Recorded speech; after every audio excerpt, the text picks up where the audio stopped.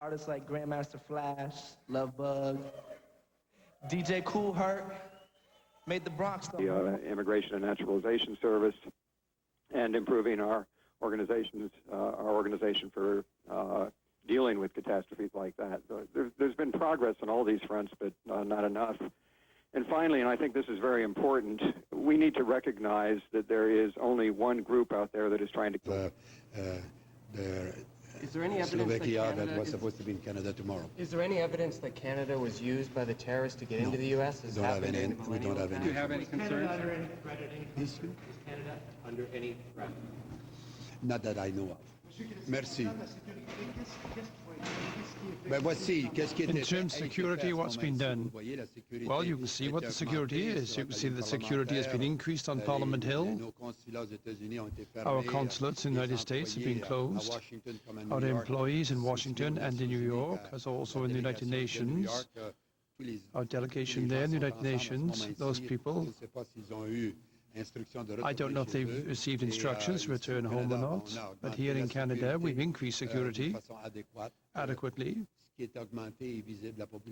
And what has been increased, the people can see that. When you first heard about this, and what... When I heard about it, at the end of lunch that I had with the Premier of Saskatchewan, we were informed that there was something tragic, and we didn't know what it was. So as soon as he left, I opened the TV and I received phone calls from Mayor Cap and so on. And I've been in touch with ministers and with the head of the RCMP and the Armed Forces all morning, and I have the staff with me at 24/7. When you heard the scope of this, what was your reaction? Well, the reaction was, it's horrible, it's terrible. Alors, merci beaucoup. So thank you very much. Thank you.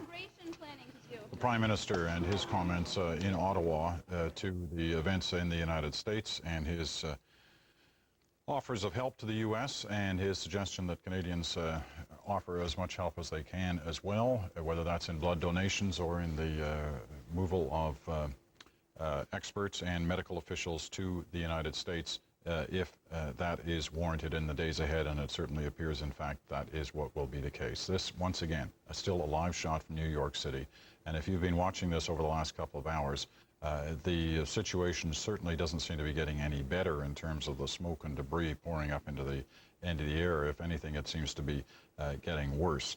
The whole southern end of the Manhattan, the island of Manhattan, has been evacuated or has been ordered evacuated. The only people in there right now are rescue officials and emergency officials who are trying to deal with the situation. One can only imagine what it's like on the ground in that immediate area as fires have broken out. Other buildings have become vulnerable. We're told at least one other building in that immediate area did collapse under the strain of the debris that showered upon it from the collapse of the World Trade Center. But just exactly what's going on in that immediate area, we can't tell, although obviously from these pictures, the situation still appears to be very, very serious, as the rescue efforts must be just incredible that are taking place there now. There's still nobody...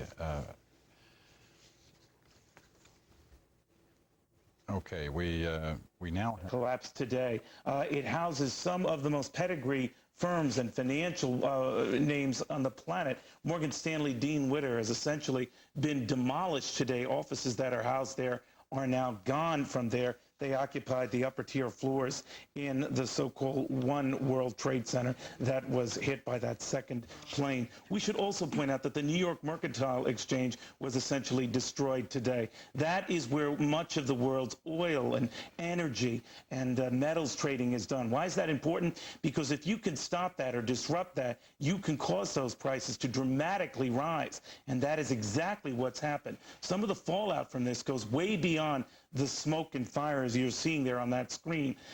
Oil prices rocketing today, up to $32 a barrel, a better than $6 advance. We're also seeing stock markets across the world falling on this, on concerns that the safe haven of the world is in considerable disarray. Linda. We want to take you now to Washington, D.C. You now know that the U.S. military has been placed on high alert status. That is U.S. military personnel in the United States and all around the world. There is also, just to give you more information, amid this fire at the Pentagon, apparently from this plane crash earlier this morning, there is a full air cap around all of Washington, D.C. We thought we take it to Tony Snow, who is monitoring things in Washington. He has more new information. Tony? Thanks, Linda. Well, the Pentagon, Craig Quigley, the Rear Admiral, is a well-known public affairs officer, has given an off-camera briefing to some of our reporters. He said the Defense Secretary Donald Rumsfeld was, in fact, in the Pentagon at the time of the explosion, and furthermore, tried to make his way within the building to the site of the explosion. He went outside for a bit of time to try to assist with some of the wounded, then was ushered back in, and he's now at the National Military Command Center, which obviously is serving as a hub of not only gathering and providing information, but also trying to formulate a follow-up strategy to today's acts of terrorism around the country. And here's Craig Quigley. The defense can impose around the world. They are imposed on a local basis, because what may be true here in Washington could be very different in San Diego or some other location. Here in Washington, D.C., we are at threat condition Delta. That is the highest condition that we can go to. That is the absolutely appropriate thing to do given the events of this morning.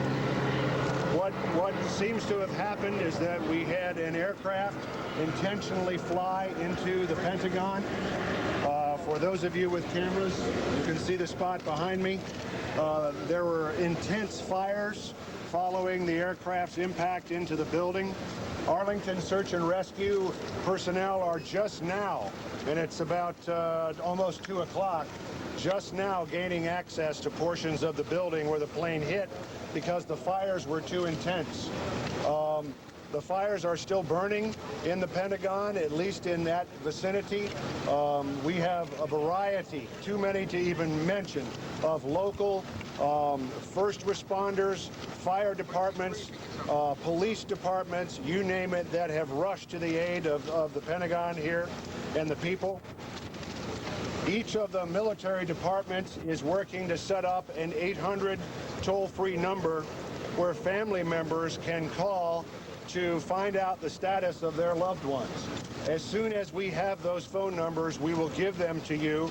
I would ask for your help, please, in getting those numbers out as far and wide and quickly as possible so that we can alleviate some of the concern for individuals who have loved ones that work in the Pentagon. I don't have a feel for the extent of damage to the building, but it was significant. And again, fires are still burning, at least in several places in the building. That's about what I know. I'll try to answer some of your questions, but you're going to have a lot more questions than I have. How far did the aircraft start the individual right here? Explain what happened to you personally at the time of the impact. What did you see and hear and feel, if anything, and how did you respond? What were you trained to do in that situation? Well, despite the size of the Pentagon building, many in the building felt a thud and heard kind of a muffled explosion. And it was, at that point, the Defense Protective Service, the fire department, others took off for action to the impact point in the building. The building was very quickly evacuated. People were sent as far away from the building as possible. Many people were sent home. And again, with a request, please call your loved ones right away to let them know you're okay. People were, again, sent as far away from the building as possible. We didn't know what might happen next, and the fire was burning very fiercely at that point in time. Was there Go ahead. No, I sensed no panic. People were moving very quickly for the exits to the building, but it was all very controlled. Do you know what happened to the investigation? Is the FBI handling this, or are there any military agencies? I'm sorry, say that again. Is the FBI handling this exclusively, or is there any military organizations that are helping with the investigation? Well, I'm sure the FBI will probably have the lead on this as any domestic sort of circumstance. We will assist wherever. All right, that is Admiral Craig Quigley. We want to take you now to a spokesman for the Washington, D.C. police. Let's listen into what he has to say. Reports from a variety of federal agencies. Once all that information has been received, the House and Senate leadership will make a determination as how they would like to proceed from this point forward. Did a plane approach the Capitol? Did a plane approach the Capitol? No, we did not have a plane approach the Capitol today. I'm sorry? Going to go back into session. Are they going in session tonight? Are they going to be in session tomorrow? That decision will be handled by the House and Senate leadership. We'll have that later on this afternoon. As soon as I have word, the leadership will either issue that statement themselves or they'll issue a statement through me. Can they be in session anywhere but the Capitol building? Can they conduct business somewhere else at an off-site location? I don't anticipate that to happen. Who just got into the chopper that landed on the Capitol grounds? That's an area that deals with direct security and national security issues. I can't disclose information. What I can tell you is we have taken. All right, so we have apparently lost, at least temporarily, our connection to Washington, D.C., but look here, live pictures once again. These from just across the Potomac River of the Pentagon, still on fire, a fire burning out of control after a hijacked airliner, we believe. Lord is upon me. He has anointed me to open the eyes of the blind.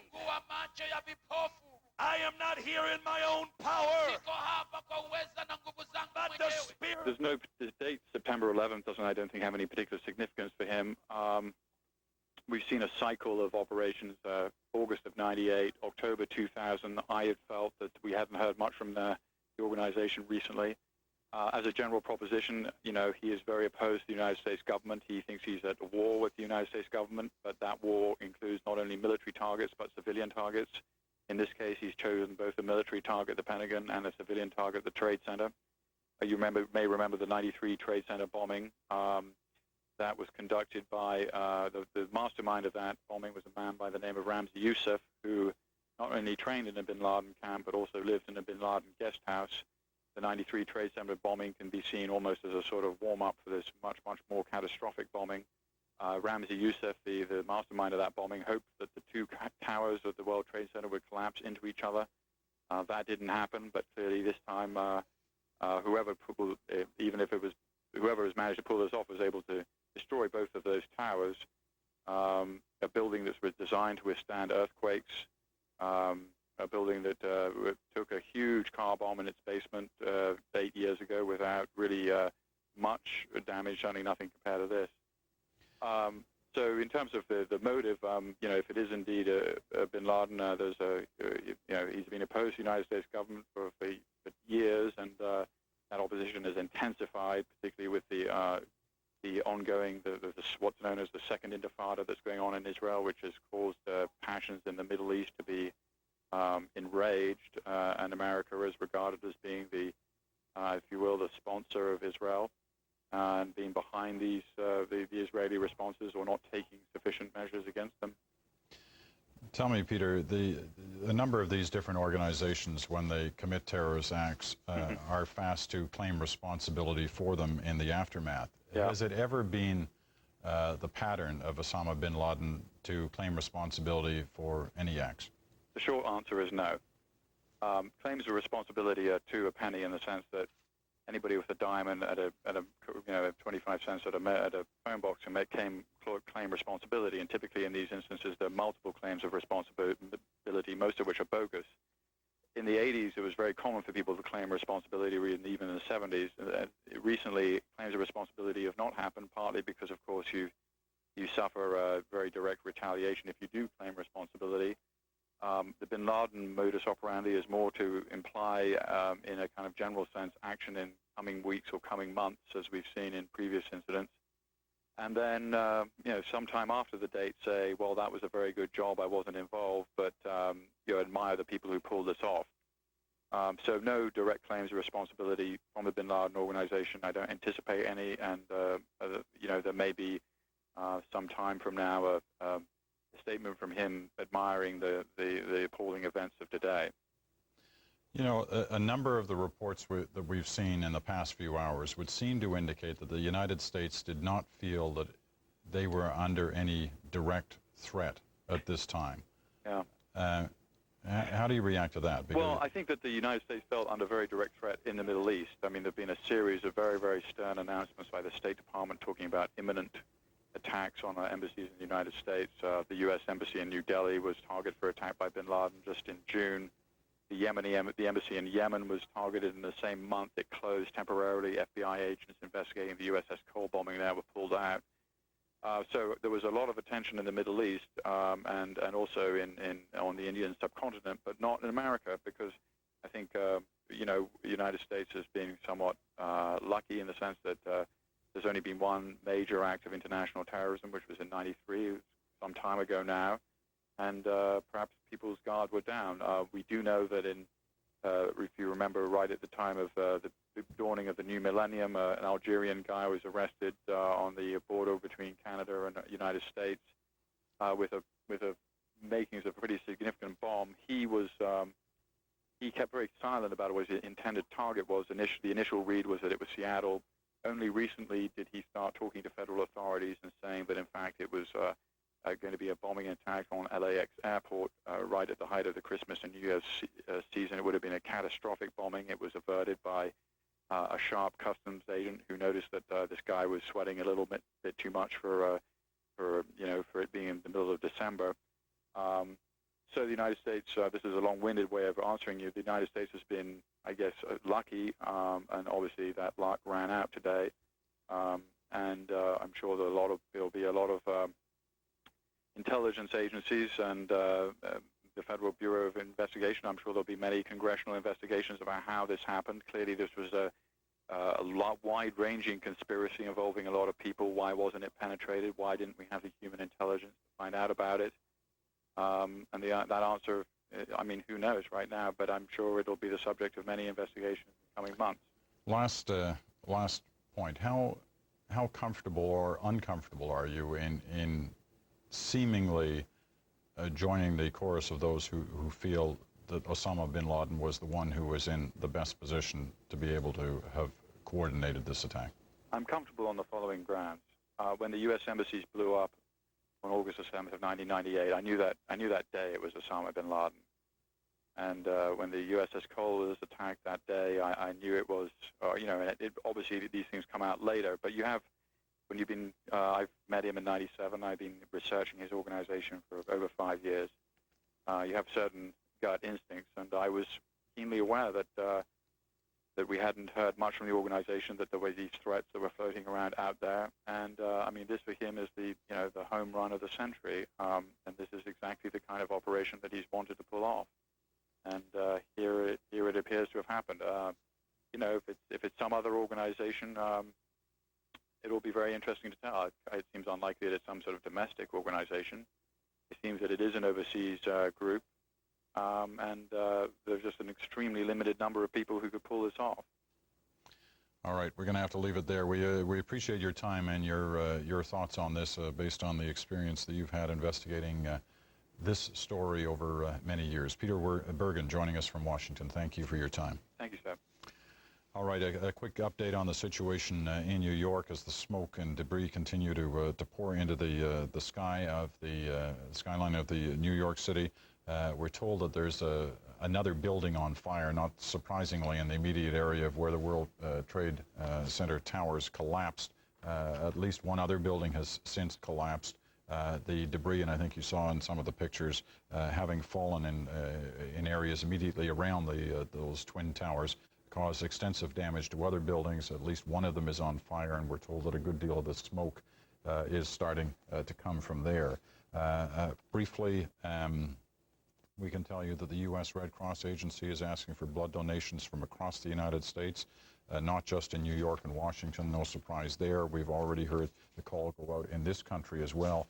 We're also being told now that the Canadian Blood Services, the agency that oversees this country's blood supply, says some of the victims of today's U.S. terrorist attacks will be flown to Ottawa and Toronto to be dealt with at hospitals in this country, just from the simple fact that the staggering numbers of people that you can imagine are involved in something like this. Although we are told that rescue efforts in the immediate area of the where the Twin Towers were have not started yet, because they're still trying to put out fires and other assorted problems from that immediate area. So this is, clearly going to take a while, not surprisingly. You drop a 120-story building, 2 of them, you can just imagine what it looks like in that immediate area. Apparently Toronto's Sunnybrook Hospital, which has a trauma unit, is one of those destined for the injured. There have been discussions between a number of different hospitals and Health Canada about providing blood to the United States. So once again, we suggest to you that no matter where you are in this country, you should be in touch with your local Canadian Blood Services agency if you have the ability to donate blood at this time. It is clearly going to be needed. Now, we heard from Peter Bergen and his thoughts, and not the first today to be pointing the finger in a specific direction based on general knowledge of what has happened today and their studies of what's happened. Chaos, certainly in terms of trauma and trying to get a handle. Like those huge plumes of smoke ripping through the streets and really overwhelming the entire community. It stretched for many, many blocks, the after effects of the implosion of that building. And to be standing in the middle of it, it was indeed pitch black. And had there not been an open car in which to hide, I'm not quite sure in what capacity I would be right now. But for quite a considerable time after the building came down, the air in lower Manhattan was thick, deep gray, unbreathable in many ways. Many people trying to take refuge in buildings that were open to the extent that there were some, or in automobiles, or any place where they could get breathable air. All right, CNBC's Ron Insana, who was one of the survivors today when he went through to cover the story and then the building began to come down. No one could have anticipated that it would happen as swiftly or as catastrophically as it did. It does lead one to wonder whether there was a secondary explosion of some kind within the building, although it did take, in both instances, a terrible, terrible hit at the top. These buildings are secure. The World Trade Center was bombed in 1993. It managed to survive that. But nonetheless, the full effect of these 2 airliners, both considerable in size with a lot of fuel on board, brought down 2 of the iconic buildings in Manhattan. Let's go to NBC's Andrea Mitchell now, who has been keeping track of national security matters and the State Department. Secretary of State Colin Powell is en route back from Peru, we're told. Andrea, do we think he'll come to Washington? That's correct, Tom. We're not sure that he will come to Washington. He's en route back from Lima, Peru. He was to have gone to Bogota, Colombia today, never got that far. He was at an OAS, an Organization of American States meeting in Lima, Peru, and gave a statement about this terrible attack on our nation, an attack which he described as a military attack, and then left. We're not sure where he is going to be going. As you know, the Vice President is at a secure location, Mrs. Bush at a secure location. Condoleezza Rice, the National Security Advisor, was conducting National Security Council meetings in the Situation Room at the White House, even though the White House was evacuated. The State Department Operations Center relocated across the river to another location in Virginia.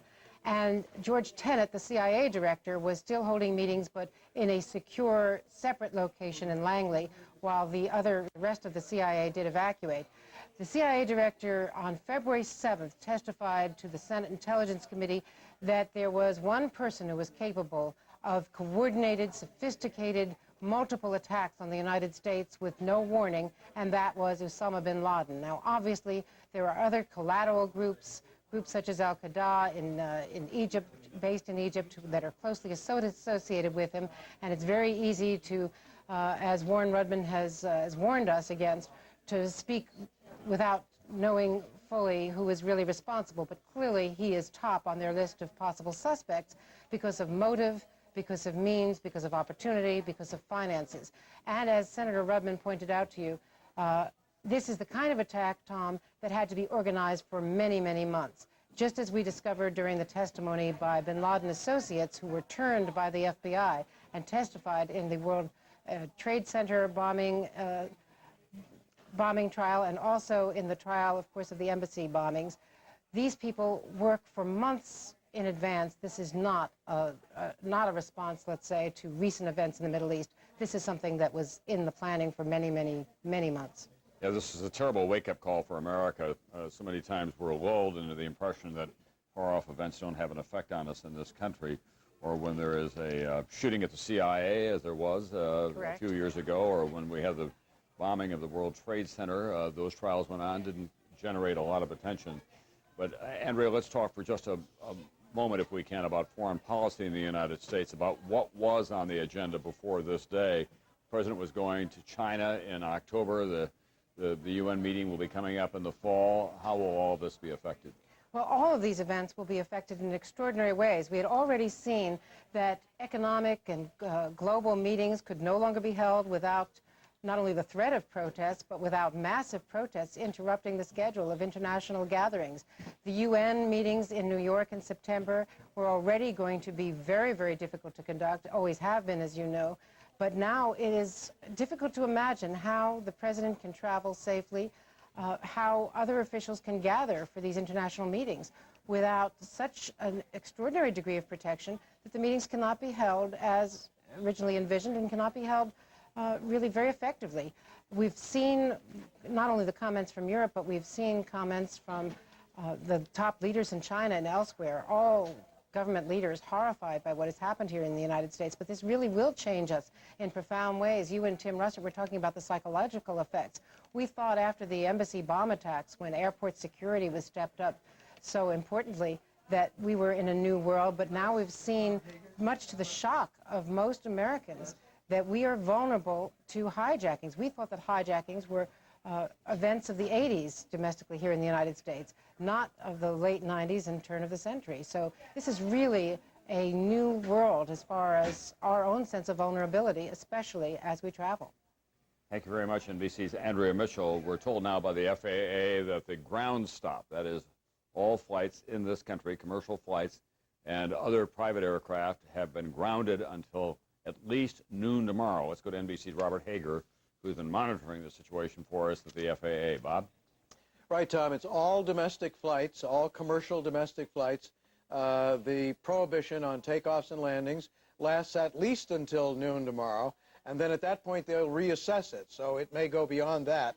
And then the same holds for international flights. All outbound flights to Europe and Asia, or anywhere, South America, and any inbound flights from overseas or foreign countries, all that is grounded at least until noon tomorrow, and then the agency will reassess it after that. Bob, when you said all commercial flights will be grounded, what about private planes as well? There's a huge traffic in that these days. Yeah, and it would apply to all private flights as well. Now, there are some areas where it's more difficult for the FAA to police because they don't have the towers and they don't have the airports manned, but it is to be a ground on all air travel. And I wouldn't be absolutely positive on all of the general aviation flights, and I know, of course, there'll be some exceptions for humanitarian reasons where you have to move, particularly people who are dealing with this crisis here and there. So there'd be those sorts of exceptions. But what I do know is that scheduled domestic flights and scheduled international flights, inbound and outbound, everything is grounded until midday tomorrow. All right, thanks very much. NBC's Robert Hager. We've been talking about this in a kind of large sense without personalizing it because we don't know, first of all, how many people were killed altogether. 266 died in the airplane crashes. We can only suspect that some of them will be well known because these were flights from Washington, from Boston to Los Angeles. That was American Airlines Flight 11. That was the first one to go into the World Trade Center. 92 people on board. Flight 77 and another American Airlines flight was headed from Dulles to Los Angeles with 62. We're going to carry out this sort of an attack. New York City Mayor Rudolph Giuliani joining us once again. Mayor Giuliani. The tragedy that we're all undergoing right now is something that we've had nightmares about, but probably thought wouldn't happen. My heart goes out to all of the innocent victims of this horrible and vicious act of terrorism, acts of terrorism. And our focus now has to be on saving as many lives as possible. We have hundreds of police officers and firefighters who are engaging in rescue efforts in Lower Manhattan.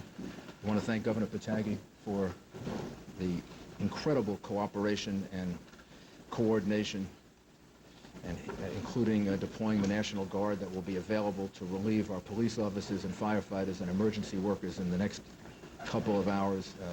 The governor and I just spoke to the President of the United States. The coordination with the federal government from the time of the first attack has been excellent, including closing off the airspace around Manhattan and doing everything that can possibly be done in the face of this barbaric act to make the city secure. And we will strive now very hard to save as many people as possible and to send a message that the city of New York and the United States of America is much stronger than any group of barbaric terrorists, that our democracy, that our rule of law, that our strength and our willingness to defend ourselves will ultimately prevail. And I'd ask the people of New York City to do everything that they can to cooperate, not to be frightened, to go about their lives as normal. Everything is safe right now in the city, and the people who are doing the relief effort need all the help they can get. And then, Governor, thank you very much for your assistance and your help and your support. Thank you. Thank you, Mayor, for your leadership through this crisis. This is a vicious attack upon New York. It's an attack upon America. It's an attack upon the whole concept of freedom and our way of life. And we cannot let these attacks succeed. The first step has to be to make sure we do everything in our power to protect the people and to save the lives of those whose lives are still at risk and to help those who have been injured. And I want to commend the mayor, and I want to thank my colleagues from Connecticut, New Jersey, Pennsylvania, and the federal government have all offered and made ready support to help us deal with this ongoing crisis. The people of New York are not only the freest and most diverse people in the world, we're also, I believe, the most capable of rising to meet the challenges of this type of attack. And right now we want New Yorkers to remain calm, to go about their business, to appreciate the fact that everything to provide for their safety is being done, to appreciate that everything that can be done to provide for the health and the needs of the people who are still at risk is being done, and that we will continue to work to make sure that we get through this as strongly and quickly as possible. I want to thank the federal administration. Secretary Thompson has been on the phone with me a number of times, as well as the President, for what they are offering and prepared to do. And we're just confident that, well, this is a horrible attack and one that is despicable and really unthinkable in its magnitude. We will get through this, and we will continue to have a great and free country, state, and society. I don't think we really want to speculate about that. The number of casualties will be more than any of us can bear ultimately. And I don't think we want to speculate on the number of casualties. The effort now has to be to save as many people as possible. And I don't think we will know the answer to that until sometime tomorrow or the next day.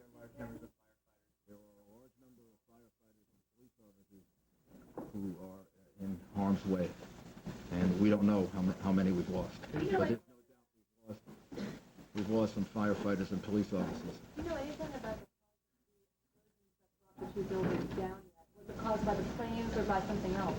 We believe that it was caused by the after effects of the planes hitting the buildings. We don't know of an additional explosion.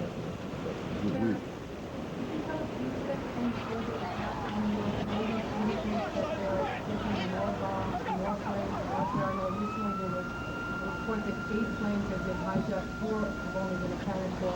What about the remaining 4? And is there any possibility that there could be bombs on the ground planted by planes? We have no specific information to that effect. Obviously, the city is now closed. The airspace around the city is closed, and we are on heightened alert. But we have no specific information suggesting any further attack. Can you tell us where the planes came from? I think to give the people of New York confidence, to show that the federal government is standing with us, and to just to make certain that nothing further happens. This has been a very, very difficult and traumatic day for people of the United States and the people of the city. And I think that it's an act that shows that the federal government is going to do everything they can to support us and help us. Can you give us an idea of the extent of the rescue effort that's going on right now in Lower Manhattan? What's the scope of this thing, this operation? There are over 1,000 rescue workers, probably about 2,000 that are deployed, trying to get into the buildings, trying to find people, trying to search for people. The governor and I spoke a couple of hours ago. The governor has deployed the National Guard to relieve them because our people are going to need reinforcements pretty soon. But right now they don't want to leave because they're searching for innocent citizens, and they're searching for some of their brothers and sisters. Are you finding survivors? Yes, we have some numbers that we can give you. We have 1,500 people at Liberty State Park who were evacuated, described as walking wounded. They were evacuated by ferry and other means. There are about 600, as of about 15 minutes ago, in local hospitals that we account for. 600 people that are being treated in local hospitals. And there are 150 in particular that were critical, that were moved by EMS. New York City has 170 hospitals. So we have a lot of hospitals, and we're utilizing all of them. Probably the one that was the hardest hit was St. Vincent's Hospital. And I would like to just single them out and commend them, because as I was rushing down there, after the first plane hit, and before the second, they were already deploying people on the street. I could see the doctors and nurses outside getting ready to receive people. And that was before the second plane actually hit the World Trade Center. What was your experience down there? Also blood donations. We have several sites for blood donations. 153 East 53rd Street, 66 in Amsterdam, which is the Red Cross, and 310 East 67th Street. If people want to do something and they can donate blood, that's going to help not just today, but tomorrow and the next day. This relief effort is going to take some time. Mr. Mayor, you were one of the first people down there. Can you describe the scene in your own words, what you saw down there? I don't know that I'm really able to describe it. It was the most horrific scene I've ever seen in my whole life. We saw the World Trade Center in flames, a big gaping hole all the way on the top of it. We could see people jumping from the top of the building. And then we went into Barclay Street, 75 Barclay Street, I think it was, and we were there when the building collapsed, and it collapsed in part on 75 Barclay Street. So we were trapped in the building for maybe 10 or 15 minutes, trying to get out different exits.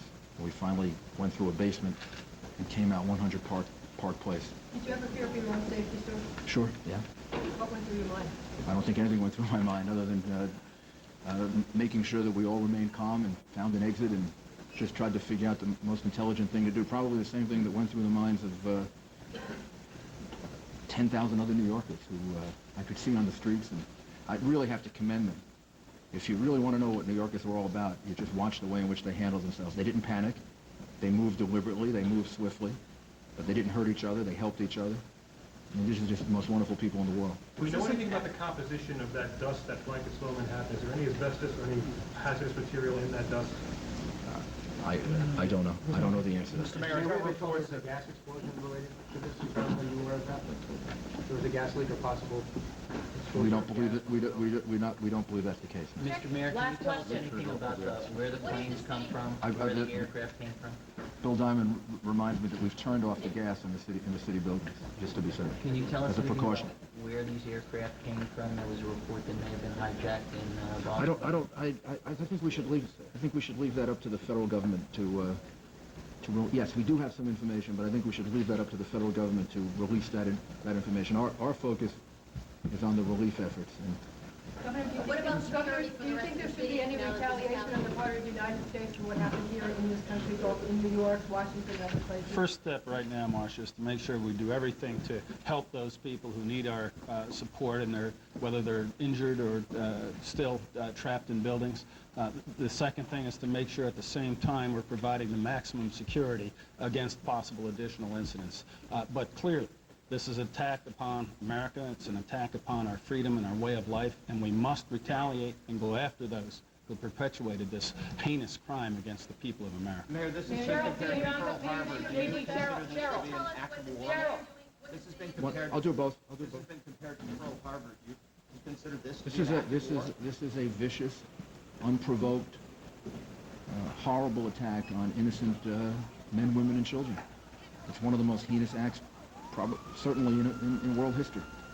And as the governor said, and I said to the president, we fully and completely support him in any action that he has to take in order to make an example out of the people who are responsible for this. Is it an act of war in your mind? I don't know that I want to use those words. I think the president is the one that has to respond, and I think what he has to know is that all of us in New York support him and support him completely in the efforts that he's going to have to make over the next couple of days, week, and to make a point that people can't do this. You can't attack innocent men, women, and children.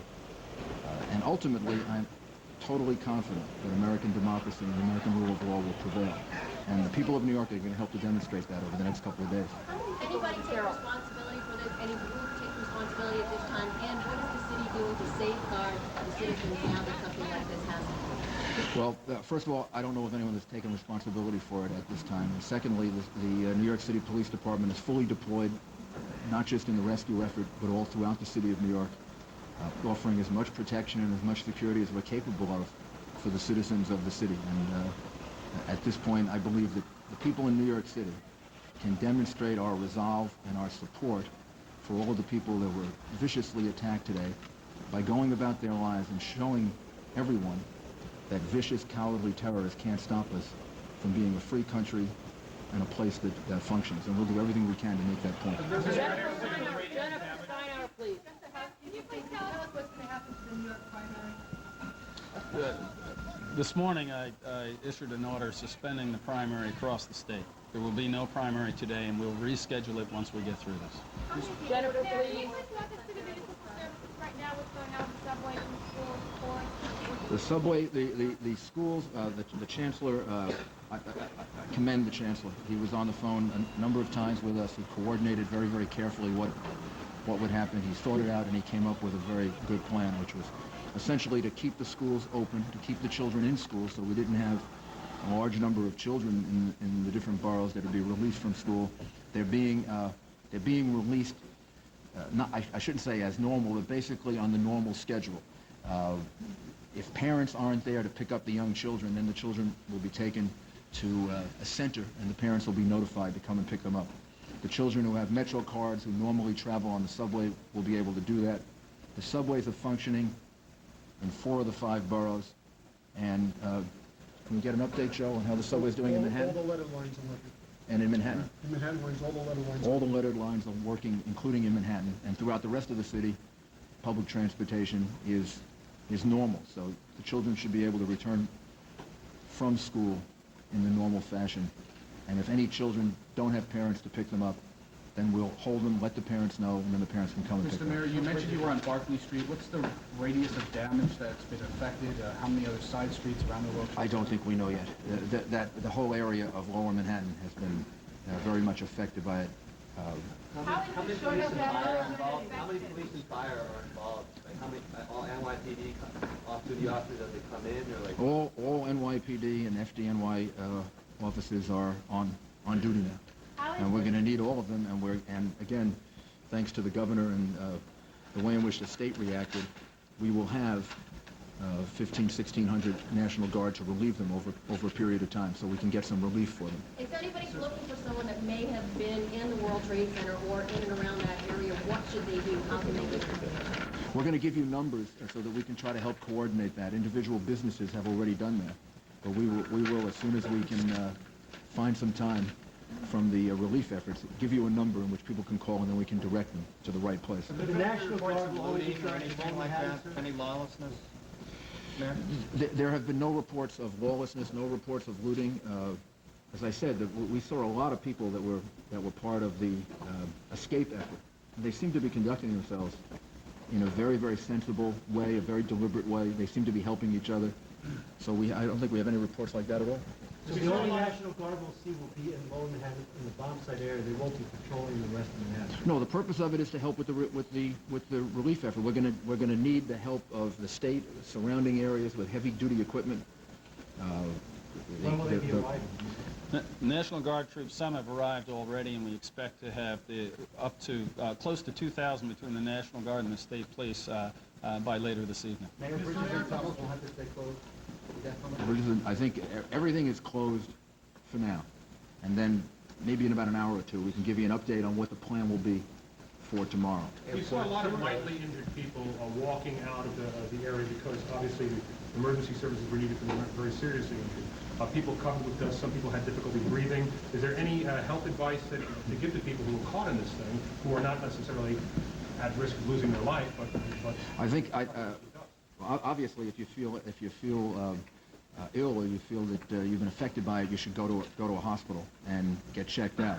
But if it's just discomfort that you feel, then you can do basically what we did, was to wash our faces off and get rid of the clothes and get to an area where you can breathe in fresh air. How many people were in the World Trade Center at the time of this attack?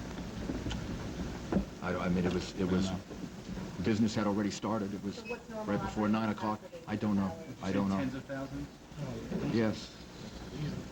Approximately. Someone just gave me a number of approximately 10,000, but that's a guess. How long will the city remain on a heightened state of alert? Until we're told not to. I mean, until the FBI and the police department and the federal government tells us that we shouldn't. Right now, the city is should be on a state of alert. Now, instead of frightening people, that should make people feel more confident that everything is being done to keep things secure.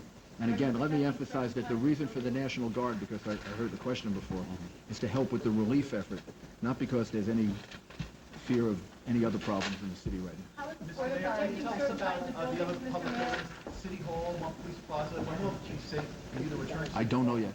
I don't know yet. Hopefully soon, but I don't know the answer to that. And we heard reports that One Police Plaza was evacuated. Was that true? No, the command center is open.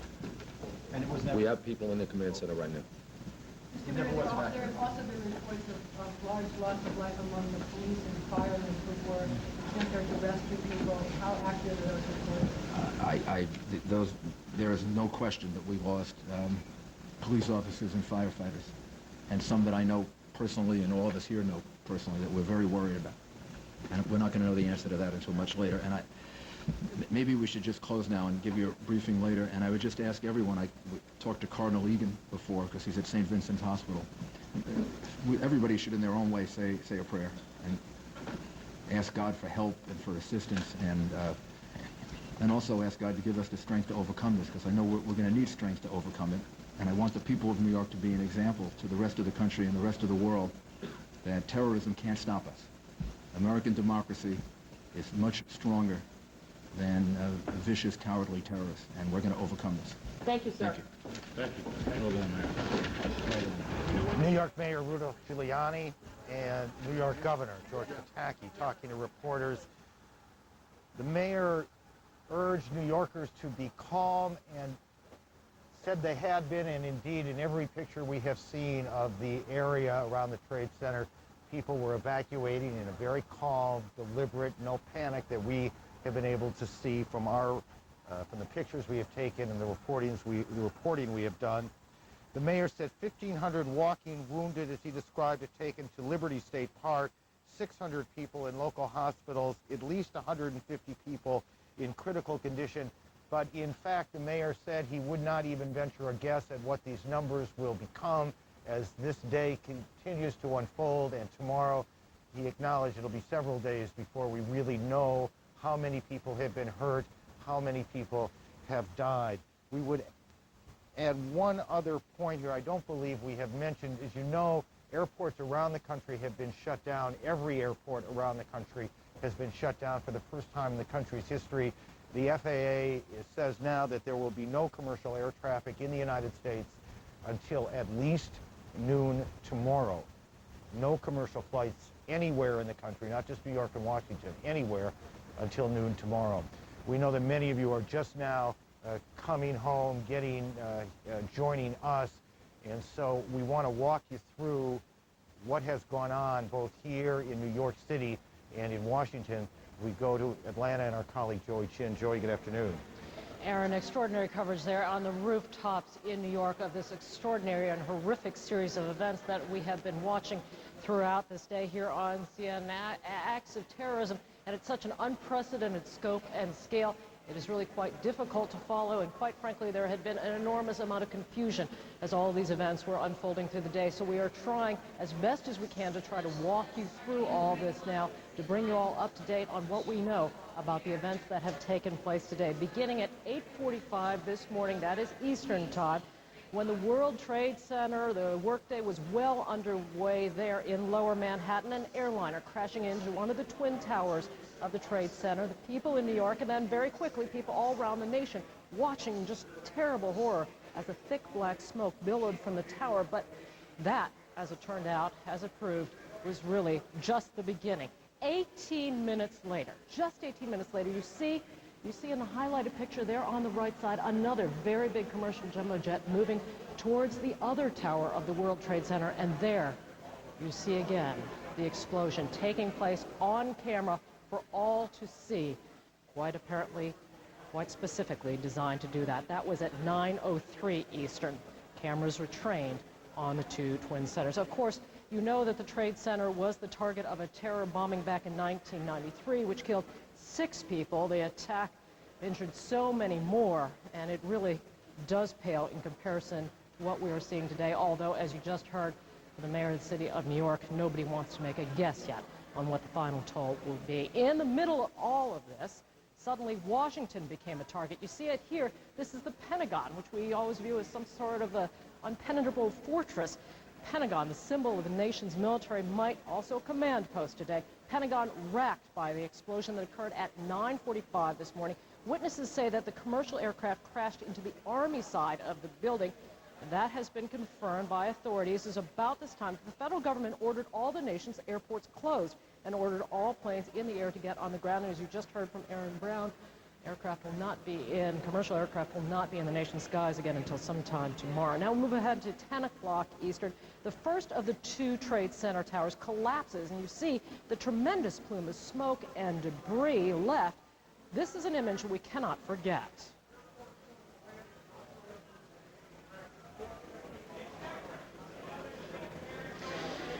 That was the visual sighting. You see really just almost an explosion, an implosion, as it just gave away all that was left, the ash falling from the top of the tower as it came down. 29 minutes later, the second Trade Center tower collapsing. We can report that we know some 50,000 people work daily in the area of the Trade Center buildings. These towers are U.S. landmarks. They receive tens of thousands of visitors each day. The mayor of New York City has said that he does believe a horrendous number of lives has been lost in the course of this tragedy, but he did not want to wager any sort of speculation on what the final toll would be. At least one witness told us that in the moments before the buildings collapsed, he saw people leaping to try to save their own lives from the Trade Center towers. Back in Washington, we get a closer look at what occurred at the Pentagon. What was left, the great flames in the gaping hole of the Pentagon, apparently left by that hijacked plane that crashed into the Department of Defense. Again, we're told this is the Army side of the building of the Pentagon building, which of course is 5 sides. Now, commercial aircraft, we also know, has crashed in Shanksville, Pennsylvania. That is south-southeast of Pittsburgh, about 80 miles south-southeast of Pittsburgh along I-76. The report says that just before the crash, a passenger who was on board telephoned 911, saying that the plane had been hijacked and trying to get help. Now that would explain the crash there for all 4 planes that have been confirmed as being hijacked over U.S. skies today. Again, 2 crashing into the World Trade Center towers, 1 into the Pentagon, and this last one, you see the debris of it there in the agricultural area, the farming areas, the rolling hills of Pennsylvania. I want to now try to show you some live pictures now of Lower Manhattan at this hour. Again, you still see a thick plume of smoke there. Aaron Brown standing by again in his vantage point on a rooftop in New York City now. Aaron, what are you seeing? Joey, thank you. We can see, as our viewers can see, the smoke continues to billow out of the Trade Center buildings more than 6 hours after the planes hit. 50,000 people going to work in those buildings. We're joined now on the phone by former Secretary of State James Baker and former Defense Secretary William Cohen. Mr. Baker, let me begin with you. You've been involved in some extraordinary events in the course of your government service. Can you give us any sense at all of what you expect it is like in the Situation Room right now? Well, I'm sure that it's extraordinarily busy, and it is really a very sorrowful day for our country. We've lost many innocent civilians to what can only be characterized as a very dastardly and cowardly act. A terribly tragic day for America, but I really sense, Aaron, that we are We may be entering a bit of a new era. All of our military and world secrets and whatnot, with many, many world leaders inside that building. And what is so remarkable is all this transpired within an hour this morning, from 8:45 Eastern Time to 9:40, when the FAA, for the first time in American history, halted all flight operations at U.S. airports. The first time ever, including SeaTac Airport. We have Sabrina King there. She is live. She has been monitoring the situation from SeaTac, where we know there are some international flights, Sabrina, that are going to be coming into SeaTac, but no flights apparently are going out. Are you there live? Yes, I am right here, Joyce, and I've got to tell you that we did get some updated information about that. We are now told no flights, even any international flights, will be diverted here to SeaTac Airport. If there are going to be flights in and around this area, they will all be diverted to Canada. Now, this is the situation right now at SeaTac Airport. Take a look.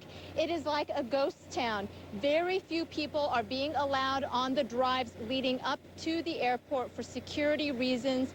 You can see SeaTac police are on guard in case anything happens.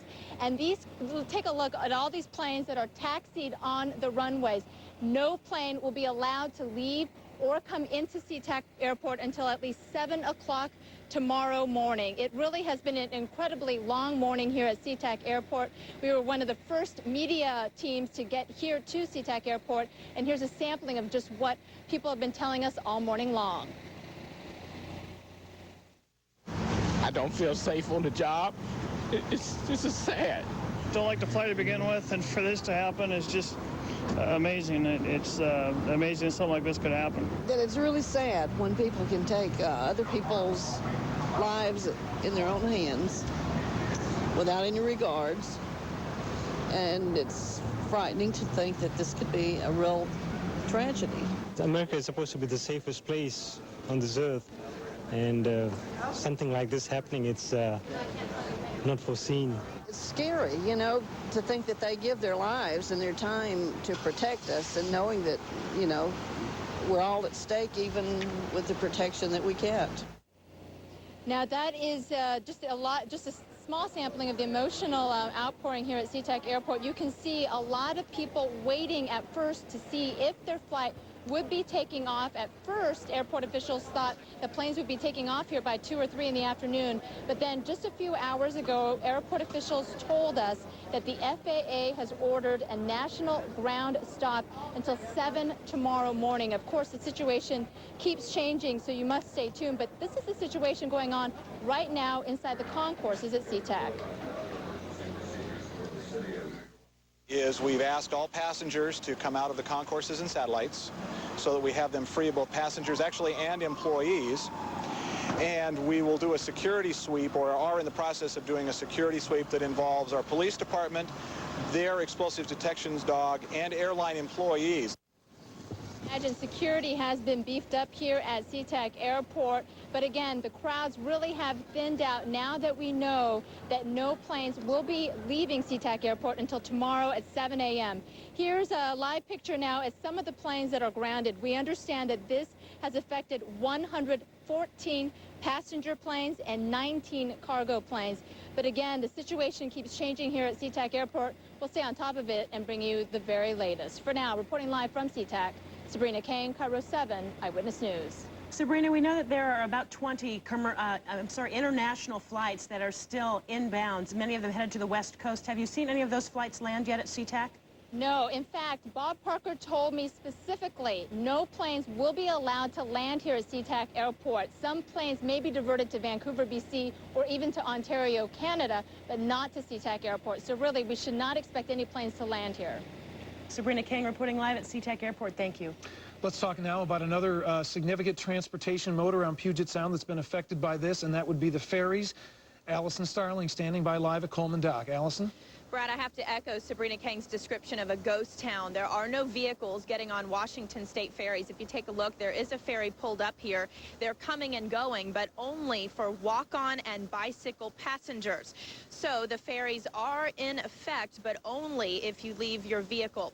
They have the gates closed down here at Coleman Docks, and cars are just being ushered down the street, in effect, not being able to come in whatsoever to the parking lineup area.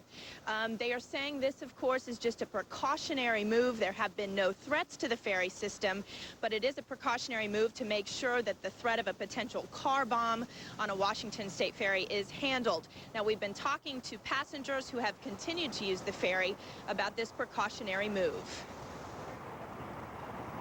No, they didn't tell us anything when we walked on. We boarded normally like everybody else does, and there was police at the entrance there, but that was about it. People are just curious how long they wouldn't be allowing vehicles on, and, you know, just talking about the events that happened this morning. These folks telling me, of course, a lot of discussion on the ferries during these passages back and forth to the islands, discussing the events of the day and the potential for when vehicles may be coming back on the Washington State ferries. At this point, we are told the only ferry that's allowing vehicles is the Vashon Island ferry. That is confirmed from ferry officials. So at this point, no vehicles allowed on Washington State ferries. Back to you. Allison, thank you. A very eerie feeling there between the airport and the ferry docks. Now let's go to the Space Needle. Kyle Moore has been there all morning. And Kyle, earlier we saw them bring in all those concrete barriers as security was heightened there. What's going on now? Well, Joyce, let me show you. These security barriers are still here as a precautionary measure placed all along the driveway here to the Space Needle. There's actually this caution tape that you see here. It's also strung around the other side of the Space Needle. They're not allowing anyone near it. This is just as a precautionary measure. These cement barriers were come up as an idea after the Millennium celebration, after that was canceled, as you may remember, because of threats of a terrorist attack on the Space Needle.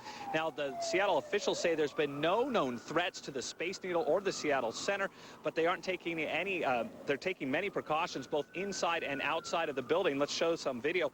Inside the Seattle Center House, one of the few buildings that is open today. It's normally a bustling food court during lunchtime, but today a somber mood throughout the area. Employees and tourists are watching today's horrifying terrorist attack unfold on television. Out of respect, the Seattle Center has shut down both the Pacific Science Center, the Children's Museum, the Children's Theater, the Fun Forest Rides, and the Experience Music Project. Seattle Center officials say they were prepared for this. You know, I think there's been preparation over the last 2 years for us with our safety procedures due to not only the Millennium celebration, but also due to the earthquake that happened last year. I'm sure everybody had a chance to go through some of their procedures, see what happened, what didn't work. We adjusted ours a little bit based on what was going on, and we've got, you know, those procedures down to a T at this point. Oh my God. It's just, it's awful. I mean, just looking at that building, you know, just melting from, it's terrible. That woman, Jill Miller, was watching from inside the center house, didn't even know about the attack until she arrived. So you can see, out of respect, they've canceled many of the events, including a groundbreaking today for a new festival pavilion. Right now, the Space Needle will remain shut for the day, also the Experience Music Project and those attractions that I listed, although the grounds for the Seattle Center are remaining open. Extra security on hand just in case. They haven't really found anything, and in fact, we were one of the first crews here this morning. We're able to watch them go door to door and from building to building, looking through bushes, looking through the buildings to see if there was any suspicious packages. They did not find anything of the sort. Reporting live at the Space Needle, Kyle Moore, Cairo 7 Eyewitness News. All right, Kyle, we will get back to you if there are any new developments there. Thank you. Let's go now to our South Sound Bureau Chief Richard Thompson. He is covering now the extensive security measures taking place at our Capitol building in Olympia. Richard? Well, that's right. Security is tight here at this hour. If you take a look behind us, you can see several Washington State troopers there behind us. Right over here, here is another trooper's vehicle. And of course, the legislative building, the state capitol, it is shut down at this hour to all but authorized personnel. They are only letting people in through one secured entrance, and bomb-sniffing dogs are out here working as well. Do you have an ID badge, sir? I've got my driver's license. Sir, that's not going to work, sir. What we do with her is actually just a periodic random sweep and check of all the buildings on the state capitol campus area. We basically have a schedule, and we'll go to this building today, this building at this time. We'll go check out cars in this area. The governor says the legislative building, our state capitol, will be shut down to everyone but authorized personnel for at least several more hours. IDs are being thoroughly checked by members of the Washington State Patrol before anyone is allowed inside the legislative building. And in addition, security is also tight at the governor's mansion. no one there being allowed in without first having their ID checked as well. The governor says he is absolutely stunned and sickened by what has happened today. To see on live TV the building actually come crumbling down, and the huge smoke that rose and dust and debris that rose from Manhattan, and then later on to hear and see the second tower come down. I mean, I mean, it's gone. And how many thousands of people are in those buildings? How can this happen in America? And again, as you take a live look at the legislative building, it will remain closed to the public until further notice. However, Governor Locke tells us that he will not let terrorists shut down our state's government. The building behind us here, the state Supreme Court and other state agencies, they all remain open and are doing business this afternoon. However, it is clearly not business as usual. Right now, looking at a live picture as our state's flag and the United States flag have been ordered to half staff in memory of all those lives lost earlier this morning. For now, reporting live in Olympia, I'm South Sound Bureau Chief Richard Thompson, Cairo 7 Eyewitness News. Richard, thank you from our capital in Olympia. We want to go to Brian Wood now, who is in news control monitoring closures and particularly looking at our military bases here in Washington. Brian? Yeah, let's start with those right off the bat. We're talking about Bangor especially, one of the largest nuclear arsenals in the nation, of course, home to the Trident subs. Virtually closed down. Take a look at this video. Just in barricades up in front of the gates. All traffic has been stopped. The base is on what's called Delta Alert. That is the highest possible state of alert at that base. And the airspace, I've never seen this before, closed all around Bangor for 25 miles. So security is at the highest level as well at Fort Lewis, McCord, at the naval port in Everett, where the Navy just within the hour moved 2 frigates, the Ford and the Rodney M. Davis, and also the destroyer, the Fife. Move them out of the vulnerable dock there in Everett and out into Puget Sound. We're told they're headed into Elliott Bay. Also, we just got word that Whidbey Island Naval Air Station is further tightening the already tight security there. In fact, our television news crew, Tricia Manning-Smith from our North Sound Bureau, has just been removed by security there. They're moving the perimeter even further out. You know, it's not just the military, of course, as you heard Richard talk. Federal, state, local government buildings on extra high alert. Amtrak briefly stopped its service for a time, and it now has people out checking the tracks for its Coast Starlight and for the remainder of its work through Washington State, checking the tracks for bombs. If you need to know... Time into the U.S. side, and that's where they're going over, as one Border Patrol said, with a fine tooth and comb, looking for anything. They are going through the trunks, and they're inspecting all the cargo, interviewing all the drivers of all those trucks. Now, I spoke to Jim Johnson, and he's the regional director on the Canada side here at Border Patrol, and what they're saying is that there's no official policy, but everyone is working together on both sides of the border, and what they're calling it is heightened security. So they're being very careful about what goes across this border. And one more thing, Kevin, the pedestrian traffic, at least the cars that are going across, they've almost stopped. I mean, there's really only 3 or 4 cars lined up to get on either side of the border. So it's a good indication that people are staying away from this border, and that's probably a good idea. Well, and Wilf, as you mentioned, quite a change in mood, because when we went to you earlier in the day, it seemed like people were checking cars, but it seems like we've gone to a heightened level of security. That's really true, and as I said, when I spoke to Jim Johnson, the regional director for this border crossing, he had just gotten off a conference call with all sides of the border and all patrol officials, RCMP, OPP, and said that they were all working together to make sure that the traffic was going across, but that they were going to check absolutely everything. So, and we're also seeing the odd helicopter go across. So what was sort of last days ago a little lazy earlier now has become very tense. All right, Wilf Dinnick, thanks very much. Wilf reporting from Fort Erie. Just as a reminder, the reason, of course, that the Americans and the Canadian authorities are sealing the borders is that if there has been anybody involved in this terrorist incident in New York, it takes about 8 hours to drive from New York City to the border point where Wilf was standing right there. It's a lot faster drive from New York City up toward Montreal. It's only about a 5-hour drive. So we are now in a position that people who, if they wanted to try to escape the United States, would be in a position of heading toward the Canadian border, which is why we are seeing, obviously, heightened alert along the border stations there. We are now... there, and within about 20 minutes, and you couldn't get out of the airport, all roads were closed at that point, you could see ash and debris beginning to fall quite close to where I was standing, which was a good 1.5 kilometers away from the Pentagon. So this was a huge explosion at a time when the Pentagon was All personnel were in and working, obviously, at 9:43. They get in very early in the morning in the Pentagon. So there's a tremendous concern here that the casualty toll will be very high from the Pentagon bombing. Now, the President of the United States was in Florida earlier this morning. He's since been to Louisiana, where he was whisked off to, and now we're told he is in Nebraska at the Strategic Air Command headquarters in Nebraska. Any details at all being released by White House officials as to the movements of the President? Obviously, he's not heading back to Washington, at least not yet.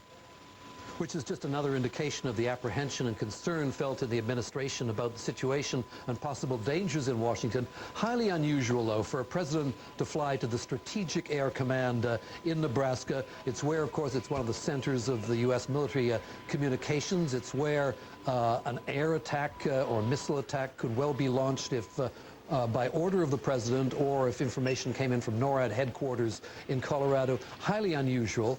We're also told, incidentally, that the senior congressional leaders from both the Senate and the House have been moved out of Washington to an undisclosed location. So presumably there'll be some contact between President Bush and the congressional leaders who are at an undisclosed location. We don't know where. All right, David, let me just stop you for a second. I want to update everybody on the situation in Whitehorse in Yukon, where there have been a number of incidents in the past few minutes. We are now told the updated situation is 2 planes have landed at Whitehorse. They are both Korean airliners. One is a cargo aircraft. The other is a 747 passenger jet. Now, the second one, I'm assuming that is the passenger jet, is being treated as a hijacked plane. That doesn't mean it is a hijacked plane. It means it's being treated as a hijacked plane. We're told that 2 CF-18 fighter jets, those are the Canadian Armed Forces fighters, escorted the aircraft into Whitehorse. Details obviously very sketchy on this one at the moment, and how this relates to the overall story of the day, we are not sure. We'll continue to get more details on that as they develop. But 2 aircraft have been forced down in Whitehorse. One was a cargo aircraft, the other is a passenger flight, and the passenger flight is being treated, we are told, as a hijacked plane. That doesn't mean it is one, but it is being treated as one, and one assumes at this very time they are trying to determine whether or not it was. 2 Canadian Forces CF-18 fighter jets escorted that aircraft onto the ground. We'll continue to monitor that. David, the whole sense, this image of the U.S. president being whisked away to a base in the Midwestern United States, senior officials of the cabinet and the Congress being whisked away to secret locations. It sounds like a movie. It sounds like a novel. It's the kind of thing we've heard about, could happen, but have never actually witnessed happening, which, as you say, underlines the situation at this hour. Clearly, if they know what's going on, they're very fearful of what could still happen, or they clearly still don't know what's going on. It's got to be one of those two. Well, that's a good point, and clearly the long delay in any officials coming forward with more details about the bombing attacks is a reflection of the immense confusion that seemed to reign in the administration in Washington and in the White House staff, first in Florida, then in Louisiana, and now in Nebraska, about what actually was happening and how they should best respond. We're now told, Peter, that Bush plans to convene an urgent meeting of his top national security aides via a teleconference from the air base in Nebraska. Apart from that, no other details have come through. That official who was quoted earlier as saying there were some indications of a link with Osama bin Laden is now saying that that has yet to be determined, that there's still no proof of that. But he did mention indications. We don't know what those indications were, although, and you may have noticed this in the flood of information that you've been submerged with over the past few hours, you may have noticed that there could be a link between the fact that one Osama bin Laden associate was due to be sentenced in Wednesday on New York by a federal judge at a courthouse just a couple of blocks, I believe, from the World Trade Center. This was an associate who was convicted of involvement in one of the two African embassy attacks. This one in Tanzania, where I believe more than 200 people were killed. So that sentencing was scheduled to take effect in New York, very close to the World Trade Center, on Wednesday. But as I say, that could have a lot to do with these events or nothing to do with it at all. So again, we should be a little careful about tying possibly unrelated events together. All right, good point. Once again, it is difficult on days like this. You're dealing with a lot of information that's coming in a rapid way, a lot of claims, counterclaims, suspicions, and rumors. One thing you are not dealing with here, though, is any ignorance of the facts of what we've witnessed today. The Twin Towers of the World Trade Center in New York have been demolished, destroyed, and those are pictures of the firefighters and rescue workers trying to deal with the situation there and pick through the rubble that was left by this. One of the towers falling down between 10 and 10:30 this morning, New York time. One fell down at 10, the other fell down at 10:30. It is amazing now as more details start to come in of the number of people who were on board these hijacked aircraft who tried to get calls through to people on the ground in the final minutes before crashing. One of the American networks, ABC, now reporting that government sources say a flight attendant on American Airlines Flight 11, that was the first hijacked aircraft to hit the World Trade Center, managed to call the American Airlines Flight Operations Center. That was a flight that was leaving from Boston heading to Los Angeles, informed them that 2 flight attendants had been stabbed and hijackers had stormed the flight deck.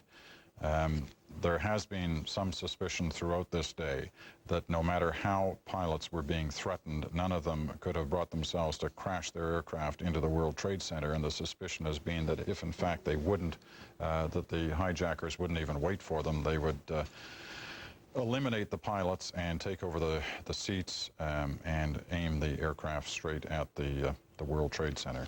We may never know what happened in those final moments in the cockpits of these various aircraft.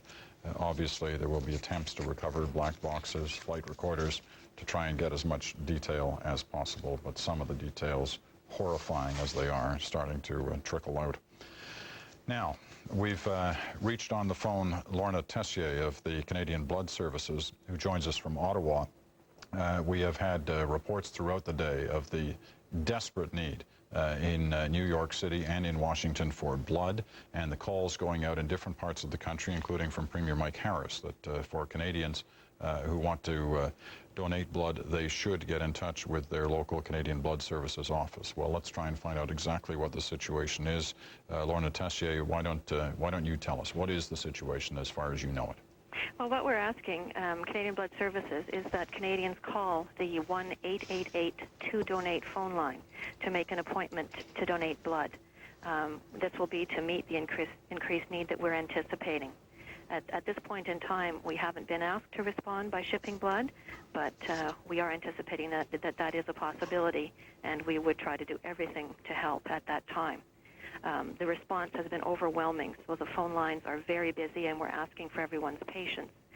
Many Canadians have already come forward, and we'd like to thank them for their support. And I would imagine that no matter where they are, they can find the ability to donate blood, that whichever part of the country is not a problem for you in terms of eventually shipping blood? Not at all. That 1-888-2-DONATE number will give the individual all the local information that they need, the clinic hours, the location of the clinic, additional clinics that we will be adding, and that will allow them to make an appointment to go in and actually donate.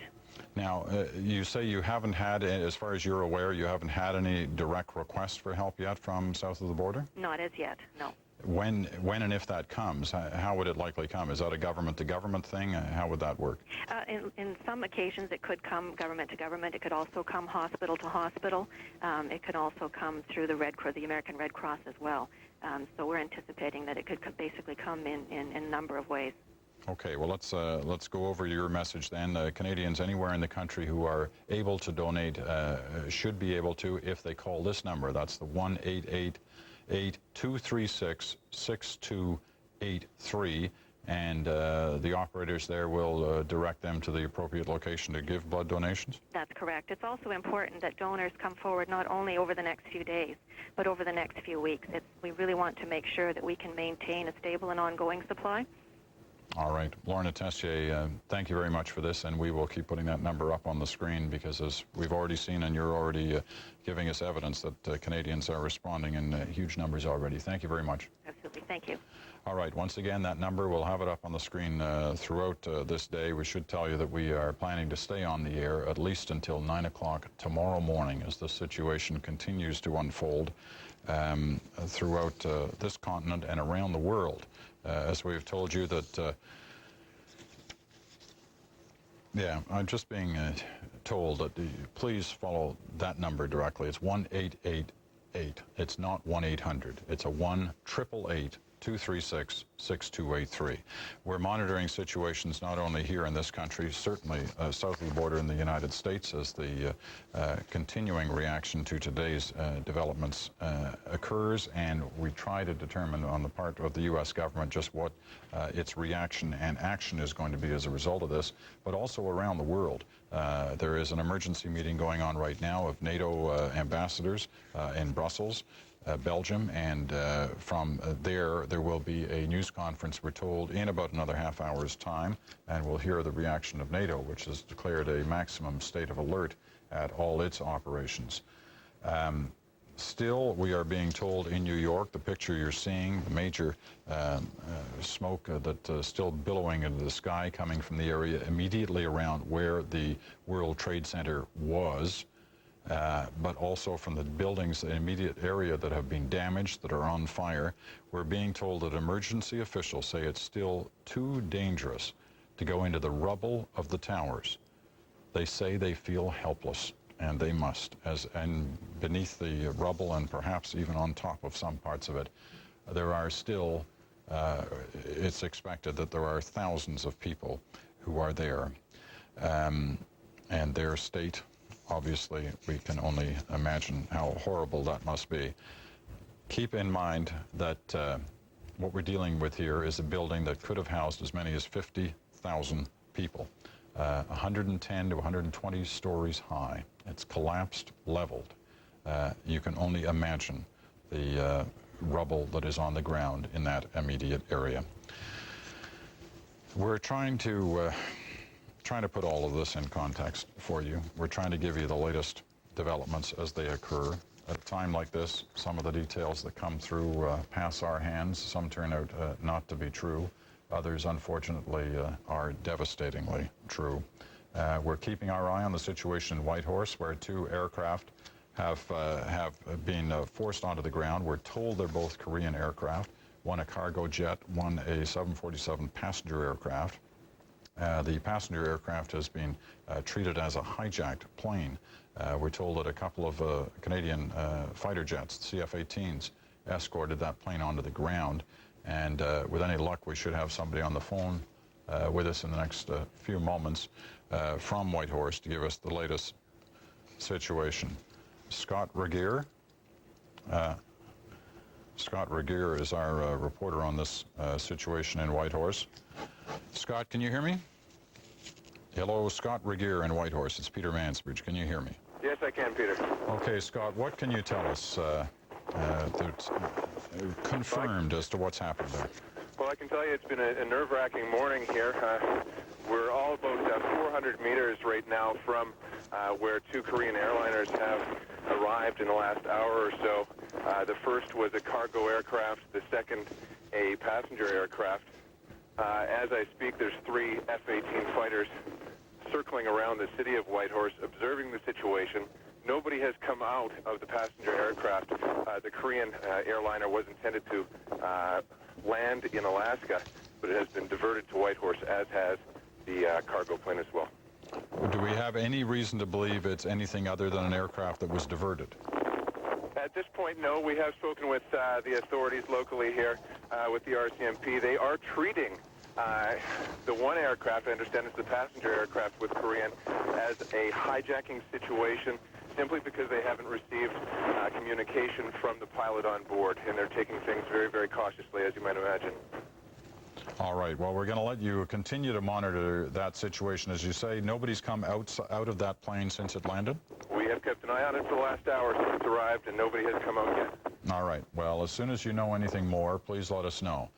Scott Regier reporting to us from Whitehorse as we continue to show you these pictures from New York City this morning and the devastating impact of that aircraft smashing into the side of the World Trade Center, one of the towers. Within an hour and a half of that, both towers were lying in rubble on the ground. The latest situation then from Whitehorse. Just to go over it once more, Scott Regier just reporting 2 aircraft on the ground, 1 cargo, 1 passenger jet. The passenger jet being treated as if it could be a hijacked aircraft, although that does not mean it was. It may simply have been one of the aircraft that has been diverted from American airspace into Canadian airspace to land at a Canadian airport. But the fact that 3 Canadian Forces fighter jets are circling the city of Whitehorse does take on a certain air of concern as to what may be happening there. However, we're on top of that situation. As soon as we know with any certainty what the situation is, we will let you know. Further confirmation now on the situation with U.S. President George Bush. He is at the Strategic Air Command base in Nebraska. He landed there about 35-40 minutes ago. We're told that he entered the bunker at the Strategic Air Command base in Nebraska at 6 minutes after 3, that's Eastern time, so a little less than half an hour ago. He's going to hold a national security meeting via teleconferencing. Vice President Cheney is, we're told, in a secure area of the White House. So things continue to unfold in that area. The President of the United States in a bunker in Omaha at the Strategic Air Command's Air Force Base in Offutt, I believe is the way it's pronounced, Nebraska. We're going to go down to Washington in a minute to check in with Henry Champ, who's been monitoring all this for us as well. Henry's just getting hooked up and see whether he can give us any more information on that front. Henry. Can't tell whether Henry is hooked up yet or not. He's not hooked up yet. Okay. All right, we'll go to Henry in a minute. Let's go to Edmonton, Alberta, where we'll check in on that situation. Ralph Klein making some statements today about his concern and perhaps the need on his part for the federal government to send in the Army to take control, not control, but to help in terms of the safety of the oil fields in Alberta. Here's Ralph Klein. This was on tape from a little while ago. Well, if we see the situation a year down the road as it is today, where there's a real threat of terrorism, or if we're in the midst of terrorism movements, then it's my personal thought, and I can't speak for the Prime Minister, it's my personal thought that it would be absolute folly to proceed with a summit of that magnitude. But aren't there always risks of terrorism? How do you mean a heightened risk? Well, without doubt, today, as we see the situation unfolding in the United States, I would venture a guess that the risk of terrorism is heightened because we saw how many planes today go down, you know, and deliberate attempts to cause devastation and destruction. Brunswick. All right, Ralph Klein.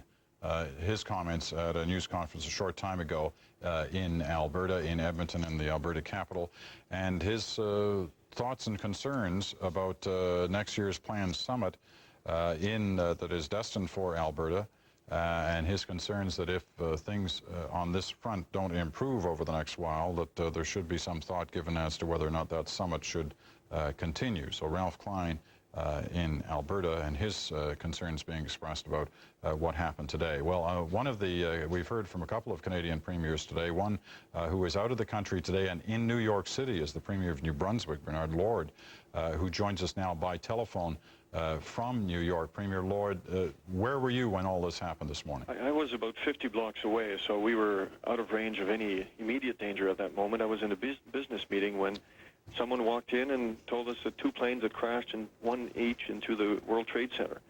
And immediately in the room, the thought was, well, this can't be a coincidence. And a few minutes later, someone from the consulate came in to inform me of what had taken place. And what took place after that, we went outside. We could clearly see the smoke over the city, and we saw thousands of people. We were in the midtown, so this northern of where the attack took place. We saw thousands of people walking from the southern part of the city and moving. With a Navy official. Earlier, 1 out of every 5 cars was inspected, with mirrors pushed underneath looking for foreign objects, with guards thoroughly digging through private vehicles and deliveries. Later, at about 9:45, apparently every person not on shift was turned away. NAS Whidbey has no information to give us. That's because their chief of Navy information is based in the Pentagon, which was attacked and evacuated this morning. In the city of Oak Harbor, flags fly at half-staff. Everyone appears stunned, yet on edge. As a military spouse, this just horrifies me. Alex Chenard's husband is a chief stationed at another base right now. He broke the news to her this morning of the apparent terrorist attacks. I actually thought it was a really bad joke. My husband called me this morning and said, I don't want to alarm you, but... And I said, you're joking, right? It's just, it's horrible. It's horrible. I have friends that live in New York. I have friends that work in New York. I'm from New York myself. It's just, it's horrible. We are back now to live pictures at NAS Whidbey Island, where the flags here on base as well are at half-staff. Looking down over the base from above, certainly it appears as though it's business as usual, but we can assure you it is anything but that on this base. We can confirm that currently there are 3 EA-6B Prowler squadrons deployed. We do not know their current locations. Each of those electronic surveillance planes has at least 500 altogether, those 3 squadrons have at least 500 locally based sailors there in support of them. Reporting live at NAS Whidbey Island, Tricia Manning-Smith, Cairo 7 Eyewitness News. Tricia, thank you. Let's not forget in all of this the devastation and the loss of lives that has taken place in both New York and in Washington, D.C. at the Pentagon as we look at these pictures from the streets of Lower Manhattan in the financial district there near the World Trade Center towers. Absolute chaos, confusion. It's a mess. People trapped. Just horrifying. 50,000 people that work in those 2 towers. Just a few minutes ago, we were watching on the feeds that people are actually walking out of town. They are crossing the Brooklyn Bridge by the hundreds out of downtown Manhattan across the bridge to get out of the heart of the city. It's the only way to get out. The bridge is closed, the tunnels are closed, the airports obviously, and traffic obviously isn't moving. It's hard enough for emergency vehicles to get into the areas needed to start rescuing people and getting people help in hospitals. Of course, part of the frustration is that a lot of the emergency personnel were here on site attempting to help some of the injured when those 2 towers came tumbling down. And they're having a hard time getting people there into the scene. And the other thing is the magnitude of this. How do you begin to deal with it? Where do you start? What do you do? How do you get people to the hospitals when the roads are closed or you can't get through?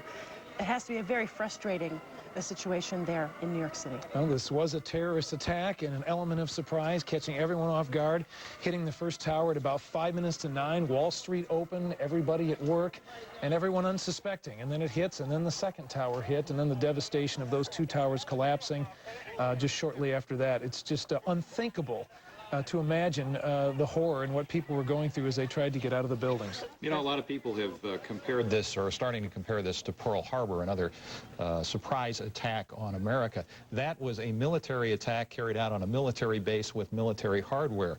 That would be very, very difficult to do these days if you sought with military hardware to take out these particular targets, because there is so much technology aimed in that direction.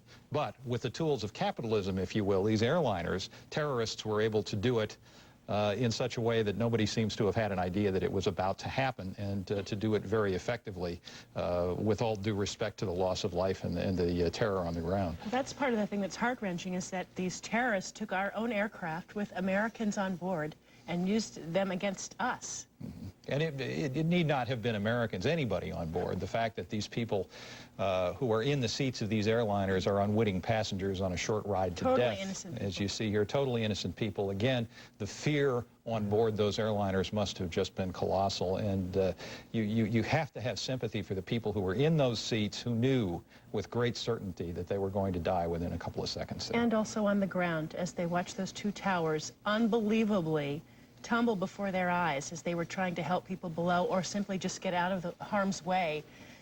All of that glass and steel that came crashing down to the streets below, 110 stories worth of steel and glass. Well, on this very day that saddened and shocked Americans across the country, and for that matter, people across the world, President Bush was leaving a school he was speaking at in Florida on his way back to Washington, D.C., but they thought it was, in terms of safety measures, he should not go to D.C. He was diverted to an Air Force base in Louisiana, where he did address the nation a couple of hours ago this morning. Let's listen now to the president's comments. Law enforcement. Freedom itself was attacked this morning by a faceless coward, and freedom will be defended. I want to reassure the American people that the full resources of the federal government are working to assist local authorities to save lives and to help the victims of these attacks. Make no mistake, the United States will hunt down and punish those responsible for these cowardly acts. I've been in regular contact with the Vice President, Secretary of Defense, the National Security Team, and my cabinet. We have taken all appropriate security precautions to protect the American people. Our military at home and around the world is on high alert status, and we have taken the necessary security precautions to continue the functions of your government. We have been in touch with the leaders of Congress and with world leaders to assure them that we will do whatever is necessary to protect America and Americans.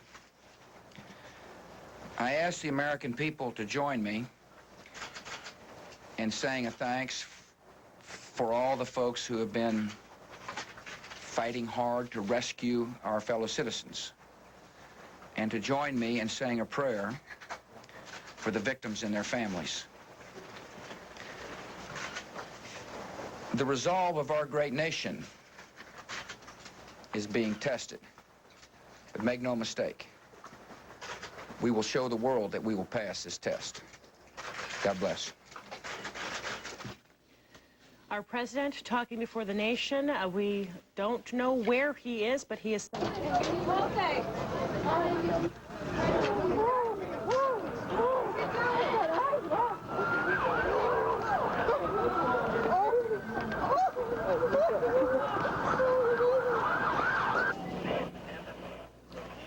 Just an incredible day. You see some firefighters there. We are told by New York State authorities that there were 200 firefighters in the World Trade Center when it collapsed.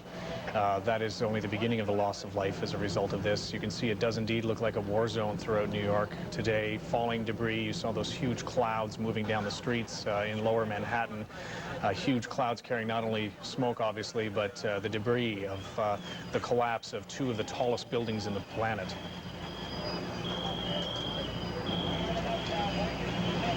We heard recently that people are still in New York because the tunnels and the bridges out of Manhattan, which is an island, are closed. They cannot leave. After the shock of this wears off, and it will take some time, and they put all the fires out, the horrifying act of trying to dig through the debris for any survivors that are still stuck in the debris will begin. this story is going to be with us for a very, very long time. Lynn Collier has been tracking this morning what's our state of information on the issue of the jets. As you know, there were two of them that slammed into the World Trade Center. Both of them, we have learned from Linda Boyle, our correspondent in Boston today, originated from Boston's Logan Airport. There have been other jets, passenger jets with people on them that have slammed into the Pentagon, another one into Pittsburgh. And there is a fifth plane that we are still tracking down. The state of information on that now. So let's go to Lynn for an update on what's happened with that part of the story. Thanks for that, Kevin. 266 people dead. That's the total number of passengers and crew on board those four planes you were just speaking about that were hijacked early this morning in the United States. The first plane was flight 767, an American Airlines flight number 11 that was going from Boston to Los Angeles. It crashed into the World Trade Center Tower 1. That was the first indication that there were terrorist attacks happening across the United States this morning. That happened just before 6 o'clock our time, just before 9 o'clock in New York. 92 people on board that plane. That was followed 18 minutes later. He went on his way. I went and got a mask. I went back in the building, and I went searching for more people, and we found out that there was nobody else left down the subway. And I'm here to update you all on the activities of the federal government in response to this morning's attacks on our country. As you heard from President Bush a short time ago, the federal government is acting to help local communities with search and rescue and emergency management operations, to take all appropriate precautions to protect our citizens, and to identify those responsible for these despicable attacks on the American people. While some federal buildings have been evacuated for security reasons and to protect our workers, your federal government continues to function effectively. We have a federal emergency response plan, and at President Bush's direction, we are implementing it. We began to implement it immediately after the first attack in New York this morning. We contacted American forces and embassies throughout the world and placed them on high alert. The United States Secret Service immediately secured the President, the Vice President, and the Speaker of the House, and they are all safe. They have also secured members of the National Security Team, the President's Cabinet, and senior staff. As you know, President Bush was in Sarasota, Florida, when the first attack occurred this morning. Air Force One has now landed at Offutt Air Force Base in Omaha, Nebraska, and the President is in a secure location. He is in continuous communication with the Vice President and key members of his cabinet and national security team. Vice President Cheney and our National Security Advisor, Condoleezza Rice, are in a secure facility at the White House. I have just come from there. The Secretary of Transportation and other members of our White House senior staff are gathered at a command center there, and we are coordinating with other branches of our federal government. The Secretary of Defense remains at the Pentagon, and the Secretary of State is en route back to Washington from his trip to South America. President Bush is conducting a meeting of the National Security Council as we speak. It is 10 minutes to 1 here on the West Coast. We break in right now to national coverage of this devastating day in the country. I want to show you right now the Seattle Times has already popped up. They have a special extra edition that is out on the streets. Terror, as you can see. This is the kind of day it has been, a remarkable day in U.S. history. I want to give you an update of what's going on here in Western Washington this morning in response to what's happening. It is absolutely a day of terror. Everybody that I've talked to today, Sam, is having a very tough time just coping with this, trying to understand and come to grips with what is happening. And that is the kind of thing that they're trying to help people do at St. James Cathedral in Seattle. There is a prayer service going on there, and also people's lives are disrupted, the schedules of their own lives, their regular lives disrupted, also some closures to tell you about as well. Christy Paulus joins us now with the very latest in terms of how our lives have changed from a scheduling standpoint. Hi, Christy. Sam and Christine, really, as we've heard all morning, it's transportation that has been very affected, even 3,000 miles away. We are feeling the effects on our roads and in our airways. There's a couple of things that are beginning to lift, though. The state capitol was closed earlier today. It is scheduled to reopen in just a few minutes at 1 o'clock. Back to the travel issue, Amtrak service was halted across the entire state of Washington, but it is slowly beginning to resume service. It is not on its normal service. If you're taking Amtrak, expect delays, but they are putting trains back on the tracks. You will still find extra security at the Canadian border, so if you are heading north, be prepared for that. The biggest issue at this point continues to be air travel. SeaTac is shut down, as is every airport in the United States. SeaTac will remain closed until at least 7 o'clock tomorrow morning. Ferry service, if you took a ferry to get to work, you may not be taking it to get home. Ferries are restricted to foot traffic. No automobiles on the ferries at all at this point. There are also a lot of businesses that have shut down. The Space Needle shut down for security precautions. The Bank of America Tower, many malls, the federal courthouse in downtown Seattle shut down. So do not be surprised if you find delays and closures out there today, and we will keep you posted as things change. All right, thank you very much, Christy Paulus. From there, we head off to Camp Murray. That's where Brian Callahan's been standing by live for us this morning. The Emergency Operations Center. Brian, hello. Good morning, or excuse me, good afternoon, Sam and Christine. We are indeed outside the Emergency Operations Center. Right now we are joined by a member of the Washington State Patrol. Lieutenant Stephen Kalmbach joins us here. Lieutenant, tell us a little bit about what's happening inside the center and what the State Patrol in particular is doing here. What we do here at the State EOC is we provide a liaison to state emergency management so that each agency with the state has an opportunity to come together, share information, and coordinate their efforts to do what we can to communicate and resolve and mitigate the incident. I know a lot of people very concerned out there, very frightened, not really sure what's going on. Tell me what specifically the State Patrol is going to be doing on the streets. You had mentioned something before about a green alert for your officers. Tell us about that. Right. Our troopers are in green alert, and to us that means they have a certain response time that they're expected to stay in touch with communications and respond to an event if they're needed. Additionally, the troopers that are working out there on the roads are watching disabled and abandoned vehicles, checking for other suspicious things, checking overpasses and bridges just to make sure that we don't miss anything, and we're pretty much all in a heightened awareness right now. And a few command posts out there you have just for the time being right now to make sure things stay stable. Tell us about that. Right. What we did, and generally for any major event, we activate a command post, and right now that's located at District 1 in Tacoma. We also have a smaller command post that's activated for the Capitol campus in Olympia. That's where we had our canines go to work and sweep the campus for any devices that they might find, and that area is clean. Okay, that area came up clean. Tell us about what's going to be happening over the next day and a half here. It sounds like you'll have this heightened awareness in effect for at least a day and a half? Right. We're going to stay here activated. Our staffing pattern is out 36 hours, and we need to stay at that activation level so that we can accomplish our traffic mission, clear the freeways, make sure traffic's flowing smooth again. This will involve the ferries, the airports, and things like that. We also need to know what kind of requests are going to come in from the areas that were hit the hardest in this terrible event, and we may be able to provide some resources to them. All right. Lieutenant, thanks very much. And right now we will send it back to the studio. Thank you very much. Also, with emergency response, they are requesting that you go in and donate blood, especially if you are O negative.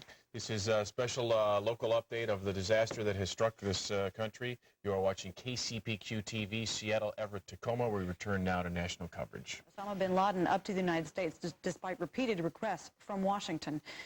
They are also saying that they do not believe Osama bin Laden is capable of this. There may be many in Washington who believe otherwise at this hour. We're waiting for more briefings to come in. Some planning at the Department of Defense. As you know, Secretary Rumsfeld is still there at this hour. Others with officials in New York City, we are going to bring those to you just as soon as they happen. They're going to be happening just sort of suddenly, and as they do, we're going to bring them to you here on the Fox News Channel. There are a great number of survivors you can see being carted away. This from the lower Manhattan area, where our Rick Leventhal has been doing a great job of reporting all day. Rick is back with us now live and safe, we're happy to say. Rick, what's the latest there? Well, John, one of the things that you did not hear from firefighter Bill Quick, who I was just speaking with a short time ago, is I asked him, after Karen Hughes' news conference began and we had to break away, I asked him about the number of rescue workers on the ground when that building collapsed, when the first tower collapsed. And he said, in fact, there were hundreds of rescue workers at the base of the building tending to people who had been injured by falling debris from when the planes hit, tending to people who had been hurt by rubble and were bleeding and dazed and wounded and disoriented, trying to help those people when that tower collapsed. And there is a growing concern that hundreds, possibly hundreds, of emergency rescue workers, police officers, firefighters, maybe some very high-ranking members of this city's fire department were killed in the debris that fell from the first of the two towers. After that first tower collapsed, people did clear out of the area very quickly. Some people did go back before that second tower collapsed, so it's possible people were killed in that one as well. But certainly, if there was a high death toll in terms of when the towers came down, it would have been after the first tower. We'll give you a look south on Church Street, where the efforts continue to try and put out the fires that still burn in what's left of the Twin Towers. We're told that one of the two buildings, there may be as many as 10 to 20 stories left standing. The other one, though, is a crater. It's virtually a hole in the ground. You might even be able to see, Adam, can you see the piece of the building? There's a piece of the building in the middle of Church Street. You can't see it right now because of the smoke and the haze. But we're going to, apparently, Rudy Giuliani is now speaking to the mayor of New York. Let's head back to the studio and to the mayor's press conference.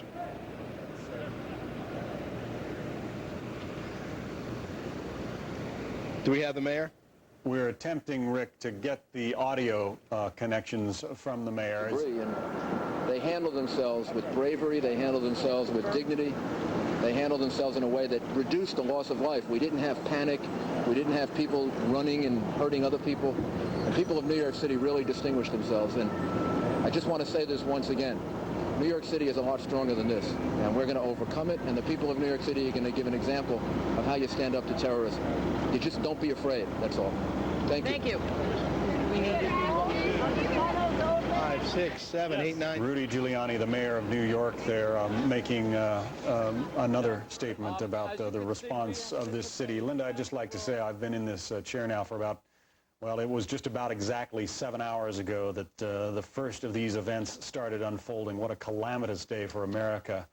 And yet, you know that somewhere in the world, somebody is watching these pictures with great glee, watching the pictures of the hijacked airliner, the second one of the day, smashing into and ultimately demolishing the Twin Towers of the World Trade Center, the symbol of capitalism to many people around the world. They want us to be scared. They want us to be afraid. As we heard President Bush's senior advisor say not long ago that our fellow citizens and our freedom came under attack today. They want us to somehow lose some of that freedom, and let's just hope and pray that that doesn't happen. The United States most definitely will not allow it to happen. However, there will be a coordinated response, you can be sure. We are beginning to get more information about those who were lost today. The numbers in the end may be in the tens of thousands, but we know for sure the number of people who were lost on the 4 commercial airliners that went down today. They were 2 American Airlines planes, 2 United Airlines planes. In honor of those souls departed, let us remind you of who and how many were on those planes. American Airlines Flight 77 bound from Dulles, Virginia to Los Angeles, 77 passengers and 6 crew. American Airlines Flight 11, Boston to Los Angeles, 81 passengers and 11 crew. United Airlines from Newark, New Jersey to San Francisco, Flight 93, 38 passengers and 7 crew. Also, United Airlines Flight 175, bound from Boston to Los Angeles, 56 passengers and 9 crew. As we mentioned before, as we're beginning to learn more details about those who may have been on those planes, we here at Fox News have also learned that a friend and a colleague was lost on that airplane that crashed into the Pentagon. Her name is Barbara Olson, and you may have seen her many times on this network and others. Her husband is Ted Olson, also a famous face. He was nominated by the Bush administration to be Solicitor General, was heavily involved in the Bush administration effort during the contesting of the Florida vote during the presidential election. Barbara Olson made a phone call from that flight, apparently, before it crashed into the Pentagon. We have learned that she is presumed dead, and we say that with great sorrow. And And we will learn, I'm sure, in the coming hours, many more people who we know, who you know, around America who were involved in these accidents and who may have been lost. There we see her picture. We're sorry to say goodbye to a friend and a colleague. We have been given some preliminary estimates about how many may have died in the World Trade Center attacks. According to Congressman Jim Moran, who was part of a briefing much earlier today, his first estimate that he was given was perhaps 10,000 people. Now, as we learned from World Trade Center officials, the buildings, the two skyscrapers, were at full capacity this morning when the two planes slammed into the towers. Full capacity means at least 50,000 people. It will take some time, many hours, if not days, before we can determine exactly how many people were lost in that attack. There is a coordinated response underway. It's called a federal response plan. 28 federal agencies involved. This is a plan that has been around for some years. It was updated last year after the Oklahoma City bombing, many years after the Oklahoma City bombing. And now, unfortunately, it has been put into place. The Justice Department leads it, basically. The FBI leads the investigation. But as you can imagine, all federal agencies, and all personnel involved with the federal agencies have all been called in for help. Federal Emergency Response Agency, FEMA, actively involved. They have now activated 8 urban search and response teams in New York City to search through the rubble that you have seen of the collapse of these towers on your screen. They're being activated and dispatched to search through the rubble for any survivors. The hospitals in New York City have been completely overwhelmed by the wounded. In fact, some of the wounded have now been evacuated across the river to New Jersey. Also, the hospitals in Connecticut on complete standby. The Pentagon is at the highest level of alert. It's something called ThreatCon Delta. Usually it's at ThreatCon Normal, but today was escalated to ThreatCon Delta as the Secretary of Defense continues to operate from that building, trying to coordinate what, if any, military response will be necessary. We do know a little more clarification from the Pentagon. Originally, we had been told that 2 aircraft carriers had been dispatched from Norfolk to come to the New York harbor. That apparently has been clarified. Those aircraft carriers have been sent out of their base for their own protection, but they are not being sent to the New York harbor. Other ships are being sent to the New York harbor. They have not been identified as of yet, but preliminarily we have been told that they are being sent here to help not only with protection, but also to help with a massive rescue response to the wounded. We bring in with me my colleague, John Gibson, who's going to be joining us for the next several hours in our coverage. John. Amazing job you and John Scott have done. This is a national disaster and a national tragedy, and I think the country now moved forward on 2 levels immediately, or 3. The huge rescue effort that's going to go on down at the World Trade Center, as many as 10,000 an estimate. 50,000 people were in the building at the time those planes hit it. No one knows exactly how many people may have survived the collapse of those buildings or lie there dead, as well as the hundreds of fire workers and police workers who were at the base of the building. Our own Dan Cohen was there as 2 of them. The first one collapsed, and Dan was helping triage people and moved to the second one, and it collapsed on top of them. And as Linda mentioned just a while ago, perhaps the first face on this national tragedy is Barbara Olson, 46 years old, who's appeared on this network many times in various political discussions. The tragedy of Barbara Olson's death is going to be repeated over and over and over in the next few days as more faces, as we look at this plane hitting the trade tower this morning. As more faces are placed with the statistics. In addition, there is a question, as Linda was talking with Larry Korb earlier, how did this happen and who do we blame? Certainly one of the areas that somebody's got to look at is who's flying these planes? Does anybody really think an American pilot was at the yoke flying them into the trade towers? Or was someone trained to fly heavy jets and fly them into the World Trade Center? And if they were trained, who trained them? In what countries? And are those countries to blame for training people to fly these planes to then carry out these attacks on the United States? Certainly there are many countries in the Middle East who don't like us, who fly heavy jets, who have to train people. Iran does. Syria does. Iraq does. All of them are potential candidates for who trained these pilots. We're going now to a NATO press conference on the effects of this attack? This would probably be going on at The Hague? Actually, this is in Brussels. They have actually evacuated the building there, but the leaders are standing by. They just finished a meeting. Let's listen. A defence and security organisation, which remains alert, and I can assure you remains resolute and determined as well. Laurent Zecchini, Le Monde. Lord Robertson, I'd like to repeat one of the questions. The fact that the Pentagon, the headquarters of the American defense, has been hit, do you consider it as a sort of an act of war or not? Well, I'm not in a position to make decisions about what is an act of war. An act of unspeakable violence took place today. And this is a moment where people are reflecting on the nature of that tragedy and standing firm against that kind of violence and with the people who have suffered from it. What happens thereafter about it will be a matter for alliance consultation, but I don't think that it would be right or proper to jump to any judgments this evening. I'll take two more questions. Gentleman at the back, please. Secretary General, do you consider Article 5 to be in application also for terrorist attack or only for state attack?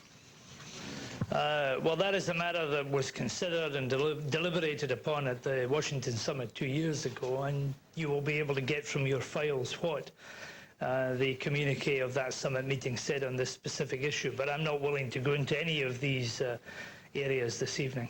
This will be the last question, please. Angus Roxburgh, BBC News. Do you have any initial thoughts about who might lie behind these acts of terrorism? The Americans don't know, we don't know, but the clear message to whoever it was is that they will have left a trail behind them, and they can be assured that they will be found. And the international community, the whole international community, will be united in condemning what they've done and making sure that they're not in a position to do it again. Thank you very much. It will be all.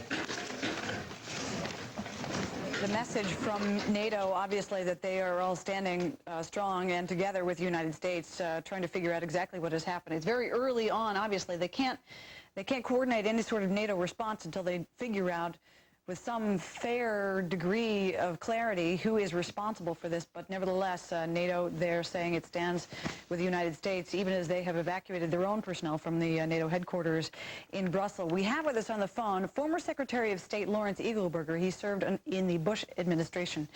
He's actually with us from Charlotte, North Carolina. Charlottesville, Virginia. I'm sorry about that. Mr. Eagleburger, we thank you very much for being with us. Your first thoughts as to who might be capable of coordinating this massive terrorist attack? Well, you have to start out with the normal conventional wisdom, which is Osama bin Laden. The point being, I think it's now very clear that this took tremendous planning.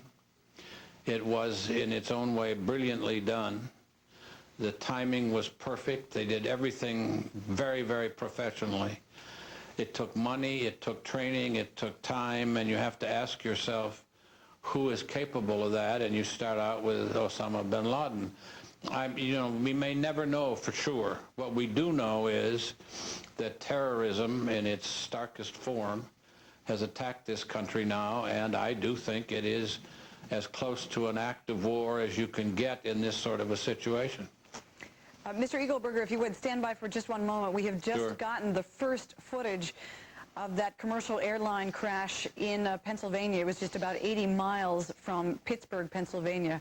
The first reports were that this is the plane that was part of the coordinated attack. This plane was supposed to be commandeered toward Camp David. Camp David, of course, being the retreat of the President of the United States. It never made it there. It crashed in Pennsylvania, 80 miles from Pittsburgh.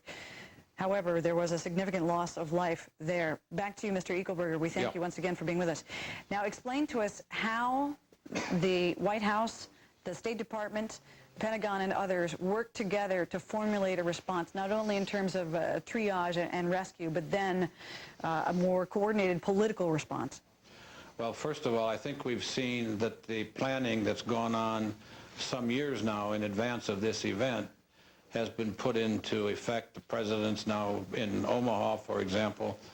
So all of this is, I think, clearly based on earlier plans, and they seem to be working quite well. The president obviously now is talking with his principal advisors, although Secretary Powell isn't back from Peru yet. And I'm sure they are now going over the various options of how to deal with this. I think you have to put it in several pieces. First of all, what do we do now to pick up the pieces from this? What do we do to try to begin to find out who did it? What can we learn from this that we will make it possible to prevent these things in the future? That's one whole set of activities that will be carried on. Beyond that, there's the whole question of what do we do in terms of retaliation? What is there that's available in terms of military potential if we decide to do anything? Who should the people be that we look to, that we may want to take some action against? All of this will take time. All of it will take some coordination. But I think there are a whole series of different questions. The one I don't understand, by the way, I can understand intelligence not being able to catch the fact that this whole event was to take place. What I do not understand is how you can hijack aircraft in the United States anymore. I thought we had that licked. Yeah, not I thought we knew how to deal with that, but it's fairly clear now that one way or another, this is a total failure. And in fact, if we had prevented these hijackings, the rest of this couldn't have taken place. And that's where I think we need to begin to look very hard at what we do and how we do it to make sure that doesn't happen again. Right, as it was not just one aircraft that was hijacked, but four. I simply don't understand it. We have always thought for some years now that we knew how to handle this potential hijackers. Whether it was just sloppy procedure or what it was, I don't know. But it certainly cannot happen again. Mr. Eagleburger, if you would just hang on a second. Joining us on the phone now is Hassan Rahman, who is the chief representative in the United States of the Palestinian Authority. Mr. Rahman, we saw pictures this morning from Palestinian towns and villages in the West Bank of Palestinians celebrating this event. Is this a cause for Palestinians to celebrate? Oh, absolutely not. It's a day of sadness. We are in deep shock.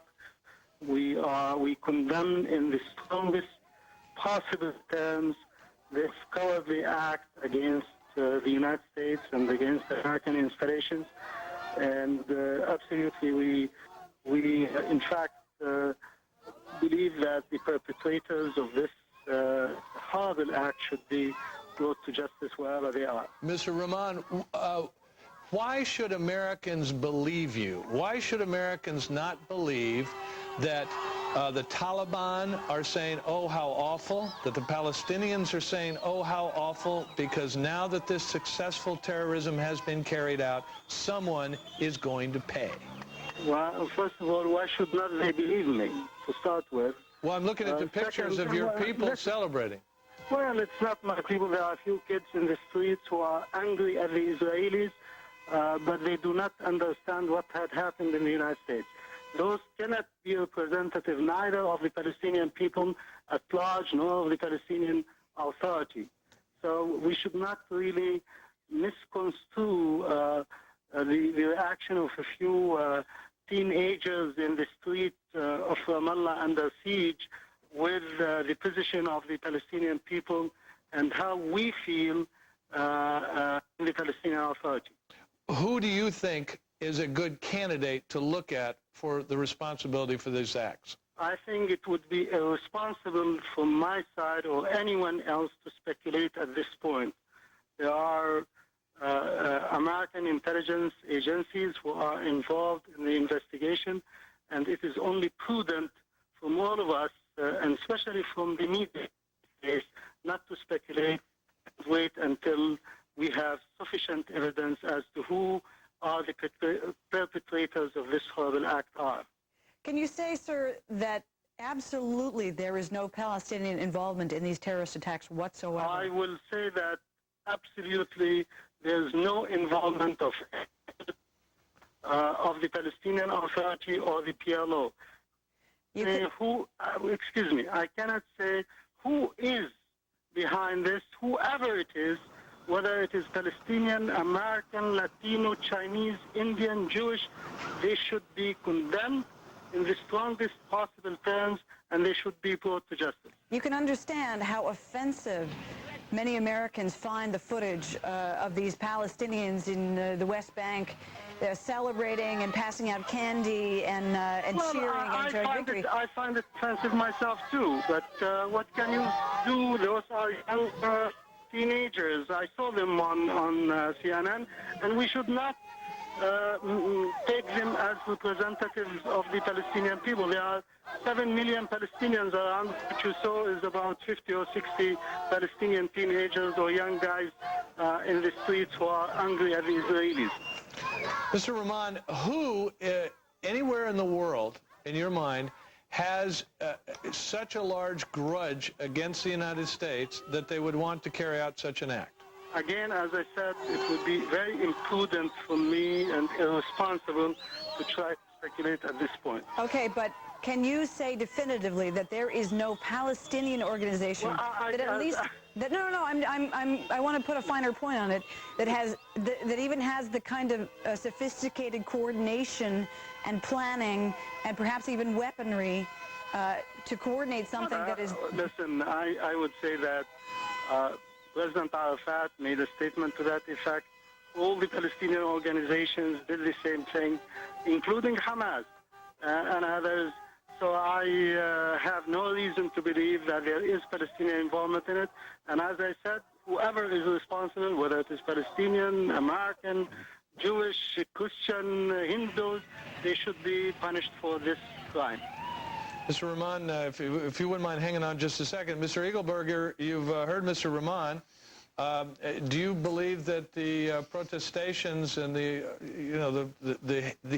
quick statements to avoid blame are to be believed from the Taliban or the Palestinians or anybody? Well, I think you have to parse it out. First of all, we all know perfectly well that the Taliban has been housing and comforting Osama bin Laden for years. Whether they had anything to do with this immediate event or not, the fact of the matter is they're responsible for having mothered him for a long time. I suspect that I'm reasonably confident that in fact the Palestinians did not have anything directly to do with this, but we